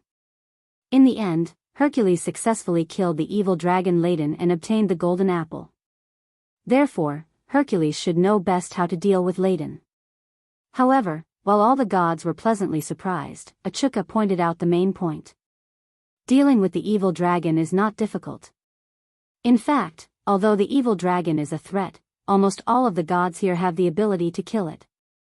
The real problem is that even if the evil dragon is killed, it can continue to resurrect. It's not difficult to find a way to deal with the evil dragon. The key is to find a way to deal with the Holy Grail. His words woke her up from her dream. That's right. The real problem was the Holy Grail, not the evil dragon. If they didn't find a way to deal with the Holy Grail first, then even if they dealt with the evil dragon, it would be useless in the end. The Holy Grail is in the hands of the Demon King's little brat, right? Odin said thoughtfully. Sure enough, that Demon King's son is the real threat. Can you find a way to find Lesivim's whereabouts? Shiva said slowly. There shouldn't be anyone who knows the former Demon King's son better than the demons, angels, and fallen angels, right? If we can find Lesivim smoothly, then we won't be so passive. Sazak's expression became serious. As early as after the turmoil of the vampires, we began to look for Lesivim. Unfortunately, until now, we haven't found any clues. Speaking of which, aren't there still 2 holy grails with the fallen angels? Sakra glanced at Asashel. Governor of the fallen angels, can't you think of a way? It's easy to say. Asashel couldn't help but be speechless. If there is enough time, maybe we can get some results. The problem is that by that time, it will be too late, right? All the gods suddenly frowned and fell into a dilemma. The key to the problem was Lesivim and the Holy Grail. But, how to find Lesivim and the Holy Grail? When heaven and the underworld were attacked, Lesivim didn't appear at all. He must be hiding in a safe place, watching the disasters and secretly laughing, right? That guy is really a bastard. At the same time, Asashel looked at Noah and asked. Why haven't you said anything? Don't forget that you are the protagonist. Asashel's words made all the gods and Buddhas present focus on Noah.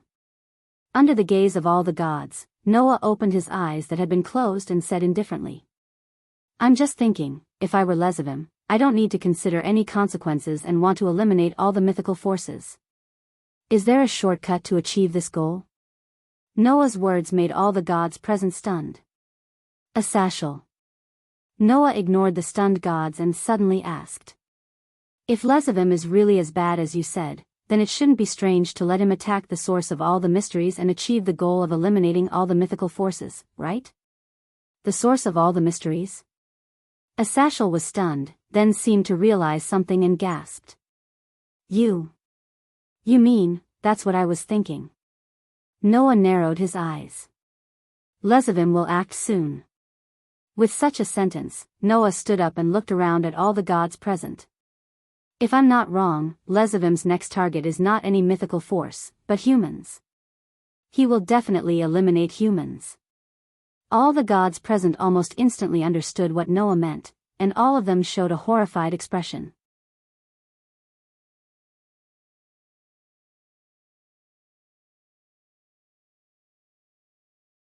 Chapter 1944. Annihilate humans. If Lesivim really did such a thing, then there was no doubt that he could easily annihilate all the mythical powers. Because humans were the root of all mysteries. At least, that was the case in this world. Why could various mythical systems exist? Because of faith. If there was no faith, then no matter if it was a god or a Buddha, they would all die. Because of this, before the peace treaty was concluded, the various mythical powers would reject each other. Because the rest of the mythical powers were competitors for their faith. If it wasn't for the appearance of Noah, who laid the foundation for the peace treaty with his extremely tyrannical and overbearing strength, then it would be almost impossible for a Sashal to achieve the peace treaty with all the mythical powers and usher in world peace. Not to mention other things, Shiva and Sakra had been competing for popularity since ancient times. Even if they reached a peace treaty, they were still secretly opposing each other, never stopping for a moment. From this, it could be seen how important faith was to a mythical power. Not to mention the rest of the mythical powers, even demons, angels, and fallen angels had now fallen to the point where they couldn't survive without humans. Even vampires, if they didn't have human blood to survive, sooner or later, they would also go on the road to extinction, no different from the other races and powers. Therefore, once humans really perished, no one would need to do anything. Sooner or later, all the mythical powers would go to extinction and completely disappear from human history. After fully understanding Lezavim from Asashal and Wali, coupled with their previous dealings, Noah had already placed himself in the role of Lezavim, while the gods were arguing endlessly over nonsense, and began to imagine himself in the role of Lezavim. If he was Lezavim, knowing the importance of humans and wanting to annihilate all the mythical powers, would he do something like annihilating all the humans? The answer, yes. Why didn't Lezavim attack the other powers, or even the fallen angels, but only the angels and demons? Because angels and demons are easier to attack? Not necessarily, right? Noah said this when all the gods were shocked. Let's not talk about the angels for now. The demons have Sazax and Achuka. As surpassers who are as famous as Sazax and Achuka, it's impossible for Lezavim not to know how troublesome the two of them are. Instead of attacking the demons, why don't we attack the forces that don't have the top 10 powerhouses in the world, or simply continue to attack the heavily injured vampires? That would undoubtedly be easier to succeed, right? But Lezavim didn't. Instead, he still attacked the angels and demons. Noah looked around at all the gods. At first, I also wondered if Lezavim was unwilling to be expelled from the underworld as the son of the demon king, so he had evil intentions. Or perhaps it was because of his grudge with Sazax and Achuka that he attacked the demons. But in that case, how do you explain his attack on the angels? Now that I think about it, I suddenly feel that Lezavim must have some thoughts when he attacked the angels and demons. Noah knocked on the table. After all, angels and demons are now the races that have the most inseparable relationship with humans. In order to maintain the prosperity of the race, demons had long developed demon pawns with the technical support of Achuka, which could reincarnate creatures of other races into demons.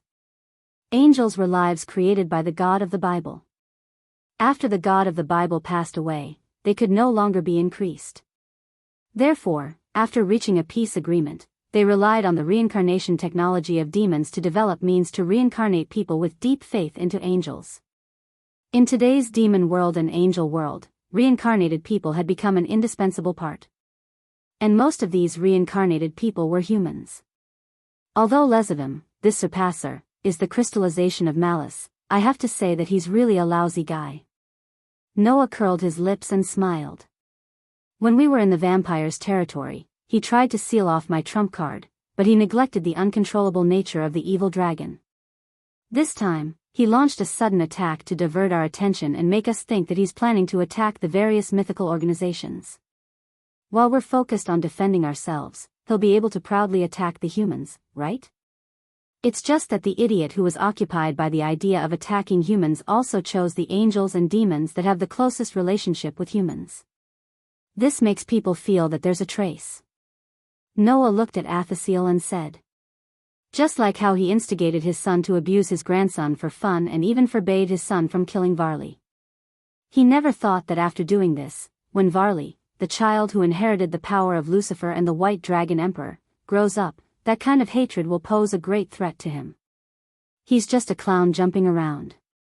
In other words, although Lezavim's various malice would cause harm to others, it would also bury endless future troubles for himself every time. The son of the demon king who was immersed in the despair, pain, and confusion of others only thought of enjoying everything. Like a drug addict, He would think of ways to pursue it all day long, but never thought that he was addicted to drugs. He could not achieve anything, but he was good at spoiling things. However, such a lousy guy obtained the Holy Grail, which caused all the disasters. Next, Lezivim's target of attack will be humans. What we should do is not to consider our own defense, but to set up a net in the human world and wait for him to jump in himself. Noah concluded with this sentence. This is my idea. Of course, it's only my idea. Everything is speculation. It's up to you to believe it or not. The over-gods of the various organizations looked at one another when they heard that. They all fell silent. It had to be said that Noah's reasoning was reasonable and well-founded. He had completely unearthed the essence of Lezivim and reached a final conclusion. It was really persuasive. However, this was still only a speculation. If it was wrong, when all the forces were investing their strength in the human world, Lezivim would take advantage of the fact that their defenses were greatly lowered to attack the headquarters of the various forces. What would the consequences be then? It was unimaginable. This possibility was not non-existent. Under such consideration, the various forces really wanted to ignore this speculation and only care about their own safety just in case. However, if that was the case, when the humans were wiped out by Lezivim, they would only be digging their own graves. It was up to the various forces how to make the choice. I agree with Noah's decision. Asashel was the first to express his opinion. That bastard Lezivim will definitely do such a thing. Therefore, the fallen angels will put all their efforts into defense in the human world. After Asashel expressed his opinion, the 4 demon kings, Sazax, Achuka, Seraph, and Felubium, looked at each other and nodded. The demons will also fully enter the human world to take precautions. The main gods of the various mythical forces hesitated. Sigh. Odin sighed and rubbed his shoulders. It seems that an old man like me will have to accompany you young people to play some exciting games. Norse mythology. Participate. That's true. Zeus grinned. We can't let the humans be wiped out. Greek mythology. Participate. You actually want me, a god of destruction, to do such a thing as protecting the humans. What a joke. Shiva mocked himself and then the corners of his mouth rose. But, it's not my style to be a coward. Indian mythology. Participate. A group of gods are actually led by a little demon left behind by a demon king. That's outrageous. Indra's words were still sarcastic, but he also curled his lips. Forget it. Since we are gods, then we should do something to save the humans. Mount Meru. Participate. Seeing that the 4 most important mythical forces had announced their participation, the other main gods of the mythical forces began to struggle. In the end, they gritted their teeth and nodded heavily one after another. Egyptian mythology participates. Kettle mythology participates. Roman mythology participates. We will all participate. All the main gods expressed their opinions, making Sazax, Asashel, and the others laugh. Noah suddenly smiled and stood up. From now on, we will fully enter the war to protect the humans. You're tuning into the Dreamy Love Stories YouTube channel.